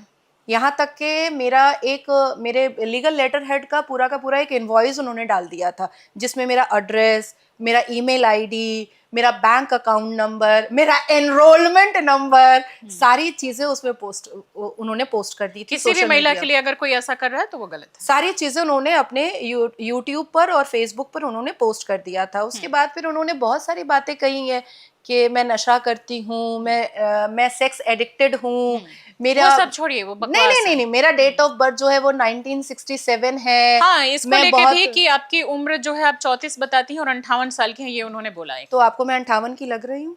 उनका कहना है कि आपने बहुत सारे बोटॉक्स के इंजेक्शन ले रखे हैं, इस वजह से आपकी एज का पता नहीं चलता। एक्चुअली उनसे होठों पे भी इंजेक्शन ले रखा है, अभी भी उनसे बहुत बड़ी गलती हो रही है। मैं तो 80 की हूँ। तो डेट ऑफ बर्थ भी आप दीजिए ना, मैं आधार कार्ड आपका चला देती हूँ ब्लर करके, आपका उसमें मैं ओरिजिनल बर्थ सर्टिफिकेट दे दूंगी आपको। आप सिर्फ डेट ऑफ बर्थ क्यों मांग रही हैं मुझसे? अब मैं उसमें वो जो जरूरी होगा वो चीज ब्लर करके डीओबी आपका ऑन एयर। अरे क्या बात कर रही हैं? जिससे कि इसके बाद इस पर सवाल ना उठे। मैं आपको चैलेंज कर रही हूँ कि दुनिया का सारा क्लैरिफिकेशन भी अगर दे दिया जाएगा, तो पुनीत वशिष्ठ और संदीप अग्रवाल वो मेरा नाम ना ले, ये हो ही नहीं सकता। ठीक है, अगले सवाल पे बढ़ते हैं। जिस व्यक्ति को पहचान ही किसी के नाम से नाम ले करके होती है और जिसके माँ बाप ने जो परवरिश दी होती है वो दिख ही जाता है। एक कन्वर्सेशन का फोन कॉल वायरल है काफी ज्यादा, ये भी मुझे 2-3 अलग अलग प्लेटफॉर्म पर देखने को मिला, जिसमें कि ये दावा किया आप गया इन लोगों से। नहीं, मैंने आपसे बात करने से पहले रिसर्च की, उनसे मेरा कोई लेना देना नहीं। तो उसमें ये था कि न्यूज चैनल पर जो था वो आपके तीसरे पति बता के डॉक्टर सचिन प्रसाद का एक फोन कॉल कन्वर्सेशन चैनल है वो? एक लिंक है, मैं आपको भेज दूंगी, यहाँ लिंक रखा है मेरे जी मोबाइल है। में। नहीं, जी नहीं, नेशनल न्यूज है। नहीं, नेशनल नहीं है, कोई स्टेट न्यूज है, दूसरा है, लेकिन उसमें गाली गलौज की बहुत अभद्र भाषा है आपके और उनके बीच। मैं पहले ये पूछ रही हूँ, कोई नेशनल न्यूज था? नहीं, नेशनल न्यूज चैनल कोई स्टेट न्यूज था? नहीं, लेकिन जो भी प्लेटफॉर्म है, कौन सा, कितने, आप सिर्फ उसको डिनाई कर दो ना। आप सिर्फ ये बता बताओ रही कि हूँ वो आपको। आपकी आवाज थी या नहीं, सिर्फ डिनाई करो। No, not at all. ठीक, बस इतना ही सुनना था, इससे ज्यादा मेरा कुछ सवाल ही नहीं है। नहीं, लेकिन मुझे जानना है कि मेरे नाम पर, देखिए, मैं एक प्रोफाइल रखती हूँ और अगर मेरे, इसीलिए उसकी क्लैरिटी जरूरी है। Late me complete. आप भी एक प्रोफाइल रखती हैं, कल को एक लिंक मैं आपको भेजूं और मैं कहूँ कि अरे आप किसको गाली दे रही हैं इतनी गंदी गंदी, तो आप नहीं पूछेंगी कौन से चैनल पे आ गया नाजिया? पूछेंगी ना? बिल्कुल पूछूंगे कि कहाँ है, भेजो मुझे। भेजो मुझे, मैं आपको भेजूंगी ना। तो अब जब वो चैनल ना नेशनल होगा, ना राज्य होगा, ना इंटरनेशनल होगा, ना कोई बड़ा चैनल होगा, 10,000 12,000 का एक फेसबुक चैनल होगा जिसमें पिछले 2019 से बहुत चीजें डिलीट की जाती होंगी और फिर पोस्ट किया जाता होगा। अच्छा। तो ऐसे चैनल, 2 पैसे के चवन्नी चैनल पे कौन क्या चला रहा है, it's a matter of investigation. और ये मामला जो है ये भी 2019 से चल रहा है। अच्छा, मैं और बता देती हूँ आपको, इसमें छुपाने की क्या बात है? एक्स्ट्रा यही बंगाली चैनल, बंगला चैनल जो है, ये मेरी एक क्लास 11 का एक वीडियो है जिसमें मैं रेड कलर का एक छोटा सा फ्रॉक पहन करके अपनी फ्रेंड के साथ डांस कर रही हूँ। अच्छा, हाँ, इस रिसर्च में आया था उसमें। हाँ, मैं डांस कर रही हूँ। लेकिन मेरे लिए वो कोई मायने नहीं रखता था, इसलिए मैंने उससे सवाल नहीं पूछे। अरे बाप रे बाप, ये दारू पीती है, तो कोई ये पी सकता फलाना है, करती है, पी सकता है, it's okay. If I smoke, it's not a crime. If I am consuming alcohol, it's not a crime. तो वो आपको इतना मिलेगा, यही संदीप अग्रवाल ने उसको वायरल किया था। और वो उसने 5 फरवरी 2012 का जो जारी है नासिर खान, अच्छा, उसने, तो मतलब ये क्यों होता है? आपको क्या लगता है कि आप ही को बार बार टारगेट क्यों किया जाता है? मैं नहीं हूँ। अच्छा, सिर्फ मैं नहीं हूँ। आप जब निर्भीक उत्तर के चैनल पर जाइएगा, अच्छा, और ये बांग्ला जो है उस चैनल पर जाइएगा, तो मल्टीपल बार भाजपा नेत्री के खिलाफ ये प्रोपेगेंडा चलता है। मल्टीपल भाजपा नेत्री के खिलाफ। मुझे लगता है कि एक आखिरी सवाल बस, क्योंकि 1 घंटा शायद हो गया होगा। भैया कितना टाइम हो गया? मैं आपको यकीन बताऊं एक बात, मैं इतनी शिद्दत से पुनीत का और संदीप अग्रवाल का इंतजार कर रही हूँ कि मुझे पता चल जाए कि वो दिल्ली आया है, क्योंकि वो तो छुप के चला जाता है। अच्छा। मेरा प्रॉब्लम है, बॉम्बे पहुंचती हूँ, दुनिया को पता चलता है। तो मुंबई में उनका घर का एड्रेस आपको पता ही होगा। देखिए, मुझे लगता है कि मैं क्यों सिर्फ जाऊं, पुलिस जाके अरेस्ट करके लेकर आए। पुलिस करे, हाँ, वो तो मैं करवाऊंगी, लेकिन दिल्ली अगर किसी स्टूडियो में आया है और मुझे भी बुला लिया जाए, अच्छा, तो 1 to 1 सवाल जवाब हो जाएगा ना। सामने। हाँ, हालांकि ये थोड़ा पर्सनल मामला है, नहीं तो मैं ये करती। इतना सवाल मुझे लगता है कि उनके बारे में हो गया, ये काफी है। एक आखिरी सवाल थोड़ा सा मैं आपसे पूछना चाहूंगी, मुझे याद आ गया अचानक, इसलिए पूछ रही हूँ। हामिद अंसारी जी को लेकर के आपने कहा था, जो हमारे देश के उप राष्ट्रपति थे, कि उन्होंने खुफिया डॉक्यूमेंट्स जो है वो पाकिस्तान वगैरह और कुछ ऐसे उन्होंने शेयर किए। तो इसके लिए क्या आपके पास कोई प्रूफ था? क्योंकि अभी तक तो कोई कार्रवाई नहीं हुई। क्या आपने इसको लेकर के कहीं कोई शिकायत पत्र डाला, या बिना प्रूफ के आप बात कर रही हैं? नहीं, 11 नवंबर 2025 को मैंने राष्ट्रपति भवन में एक लेटर जमा किया है और मैंने इसके पूरे डिटेल्स मांगे हैं, क्योंकि काफी चीजों से पता चल रहा है, मेरे रिसर्च से भी पता चल रहा है कि उन्होंने ऐसा किया था। तो अभी तक कोई कार्रवाई क्यों नहीं हुई अगर ऐसा कुछ हुआ था? ये तो बहुत ही सीरियस मामला है। इसलिए तो मैंने डंके की चोट पर कहा था, इसलिए तो मैंने आवाज ऊंची करके कहा था। कितने दिन पहले आपने ये शिकायत पत्र? मैंने बताया ना, 11 नवंबर 2025। यानी कि मान के चलिए कि फिर भी कुछ महीने का समय हो चुका। अगर आपको इस बारे में पता है तो गवर्नमेंट ने इतना लेट क्या कर रखा है? क्या इसमें कुछ आपको सांत्वना दिया गया है कि एफआईआर या कुछ काम हो रहा है? इतनी बड़ी इंक्वायरी में थोड़ा समय लगता है, और मुझे लगता है कि अगर 6 महीने तक इसका कोई रिप्लाई मेरे पास नहीं आएगा तो फिर मैं अप्रोप्रिएट एक PIL फाइल करूंगी। तो आपके पास क्या दस्तावेज थे, क्या सबूत थे? वो है मेरे पास, रिसर्च के हैं काफी। तो वो आपने दिए हैं, जमा कराए हैं? हाँ, बिल्कुल, एनेक्सर किया है मैंने। अच्छा, ये दे चुकी हैं आप। चलिए, बहुत ही बेबाकी से मेरे सभी सवालों का आपने जवाब दिया आप मुझसे और मजा आया। आप ना मुझसे जितने भी प्रूफ मांगिए। एनरोलमेंट नंबर आपने नहीं दिया। वो मैं काम दे रही हूँ अभी। काम मुझे क्यों दे रही नहीं, है? आपको नहीं दे रही हूँ। उनको छोड़िए ना, आप मुझे नहीं, दीजिए। नहीं, वो उनको करना पड़ेगा। मैं मांग रही हूँ, मैं मुझे दीजिए ना, मैं चला दूंगी अपने चैनल पे। नहीं, अरे पहले भी दिया जा चुका है, पहले भी दिया जा चुका है, पहले भी बोला जा चुका है, पहले कोर्ट में बात हो चुकी है, दुनिया भर की बात हो चुकी है। ये सिलसिला कोई नया नहीं है। मैं तो अपने दर्शकों के लिए, जो हमें करोड़ों लोग देख रहे हैं, मैं तो उनके लिए आ जाए ना मुझसे कोर्ट में मिलने ना। अरे तो अब दीजिए ना, मैं चला दूंगी। इस देश में करोड़ों वकील हैं, तो क्या वो सबको अपना एनरोलमेंट नंबर बांटते करोड़ों पे हैं? सवाल नहीं उठते हैं ना, आप पे उठे हैं तो हम डाल देंगे। नहीं, बहुत लोगों पे सवाल उठते हैं, चाहे वो उसमें, लेकिन आपको कोई, उसमें आपको कोई थ्रेट थोड़े है, उसमें कोई थ्रेट कैसे नहीं थ्रेट है? बहुत थ्रेट है, बहुत थ्रेट है। थ्रेट तो आप घूम रही हैं, आपके ऊपर भी है। आपको क्यों बुरा लग रहा है कि अगर पुनीत को थोड़ा सा कोर्ट का चक्कर लगाना पड़े? वो लगाए ना, उनसे मुझे क्या मतलब? तो बस वो लगाने, मैं तो अपने लिए, अपने दर्शकों के लिए कि हाँ फिर सारी चीजें क्लीन हो जाएं। उसको कोर्ट का चक्कर और कुछ नहीं करना है। अभी तो क्या है कि आप एक लेटर जो है वो ईमेल भी कर सकते हैं। हाँ। आपको चलना भी नहीं पड़ेगा 200 मीटर। आप एक ईमेल करके लेटर भेज दीजिए, मैं बाउंड हो जाऊंगी दिखाने के लिए। और दूसरी बात कि पुनीत के हिसाब से अगर मैं 2-4 महीने के बाद वकील बनने वाली हूँ, हाँ, जुलाई में, हाँ, तो भी तो मेरे ऊपर अब केस नहीं हो सकता है।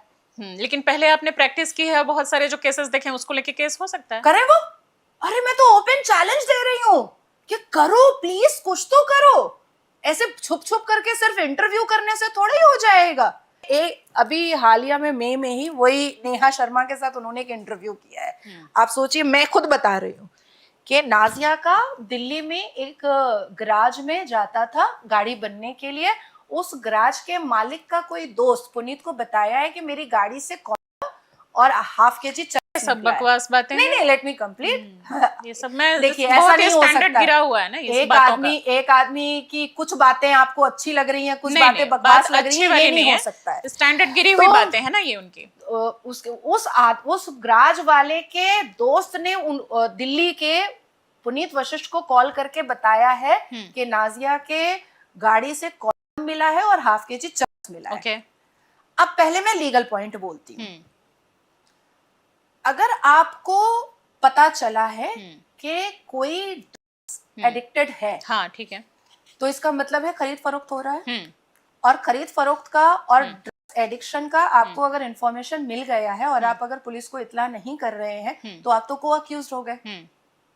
हाँ, अगर आपको जानकारी है तो आपको उसमें एक्शन खुद भी लेना चाहिए। अब आप मुझे एक बात बताएं कि ये मामला जब उनको पता चला, जब उनको पता चल गया, उनको किसी उनके शुभचिंतक ने बता दिया, तो उन्होंने पुलिस को क्यों नहीं इन्फॉर्म किया? वो गराज वाले को तुरंत बुलाया जाता, जो उनका दोस्त है उनको भी बुलाया जाता, जांच होती, इनको भी बुलाया जाता, मुझे भी बुलाया जाता, उस पर जांच होनी चाहिए थी। अब जब मैंने ये कल सुना है, मैंने वो वाला रील मैंने कल सुना है, वो मुझे मिला नहीं, तो वो मैंने अब कल मैंने उसको सीपी को दिया है। और मैंने क्राइम ब्रांच को दिया है, मैंने ईडी को दिया है, एनआईए को दिया है, और फिर मैं उस पर पुलिस इन एक्शन करने जा रही हूँ कि हम सबको बुलाया जाए और पूछा जाए। रिश्ता जुड़ता है, रिश्ता टूटता है। इसका मतलब ये नहीं होता है कि आप अपनी मर्यादाओं का उल्लंघन, बिल्कुल मर्यादित हमेशा रहना चाहिए। आप एक महिला को डिफेम करने के लिए, उसको बुरा बनाने के लिए आप ऐसे शब्दों का इस्तेमाल करें जो अनकॉन्स्टिट्यूशनल भी हो, जो गैर कानूनी भी हो, और जो समाज भी एक्सेप्ट ना करता हो। अल्टीमेटली अभी हुआ क्या है कि चंद दाढ़ी टोपी वालों के मसीहा बन चुके हैं पुनीत वशिष्ठ। अच्छा है, बहुत अच्छी बात है, लेकिन इससे आप मेरा मान मर्तबा कम नहीं कर रहे हैं। आप अपनी माँ की परवरिश का पूरा जो भी किसी पर आरोप लगाए, हालांकि उन्होंने आपके लिए भी बहुत सारा बोला है कि आपने उनकी माँ के लिए, बहन के लिए बहुत बुरा बोला है, और प्रूफ दे, वो शायद वो भी आप ही की तरह कोर्ट में ही प्रूफ देंगे। इवन उन्होंने मुझे क्या क्या गंदी बातें अपनी बताई हैं अपनी वाइफ को लेकर के, वो भी मैंने नहीं बोला। खैर इस चीज को अब खैर काफी इस पे डिस्कशन हो गया, मैं इसको बस छोटा रखना चाहती हूं। Like very much, and the second thing is के कर्मा इज बूमरैंग। संदीप अग्रवाल हो, जिस हिसाब से 2019 से वो मुझे ह्यूमिलिएट कर रहा है, और मेरे साथ साथ कई भाजपा नेत्रियों को, बलात्कारी नासिर खान जिसने एक एनआरआई लड़की का किया, वो 10 साल 11 साल जेल में रहा, जिस तरीके से वो मुझे ह्यूमिलिएट कर रहा है और जिस तरीके से पुनीत वशिष्ठ मुझे ह्यूमिलिएट कर रहा है, मुझे भगवान पर पूरा भरोसा है कि इनको इनका परिणाम जरूर मिलेगा। चलिए इसी नोट के साथ, और जो कोई भी इस पूरे मुद्दे का मजा ले रहे हैं उनको भी उनका परिणाम जरूर ठीक है, मिलेगा। हो गया काफी। इतना मतलब पर्सनल वाले को मैं बहुत ज्यादा लंबा नहीं खींचना चाहती थी, एक पार्ट बस देखिए अगर पूछा जाता है तो डिटेल में बोलना जरूरी हो जाता है, या तो फिर पूछना ही नहीं चाहिए।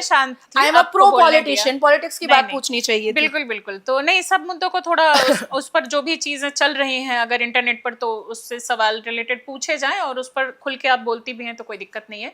और वाकई आपने मन खुश कर दिया, सभी सवालों का आपने बहुत ही ईमानदारी से और अपना पॉइंट रखते हुए उसके जवाब दिए। तो बहुत बहुत शुक्रिया एक बार फिर से मेरे पॉडकास्ट में आने के लिए, अपना कीमती टाइम देने के लिए बहुत बहुत शुक्रिया। नमः पार्वती पतये हर हर महादेव।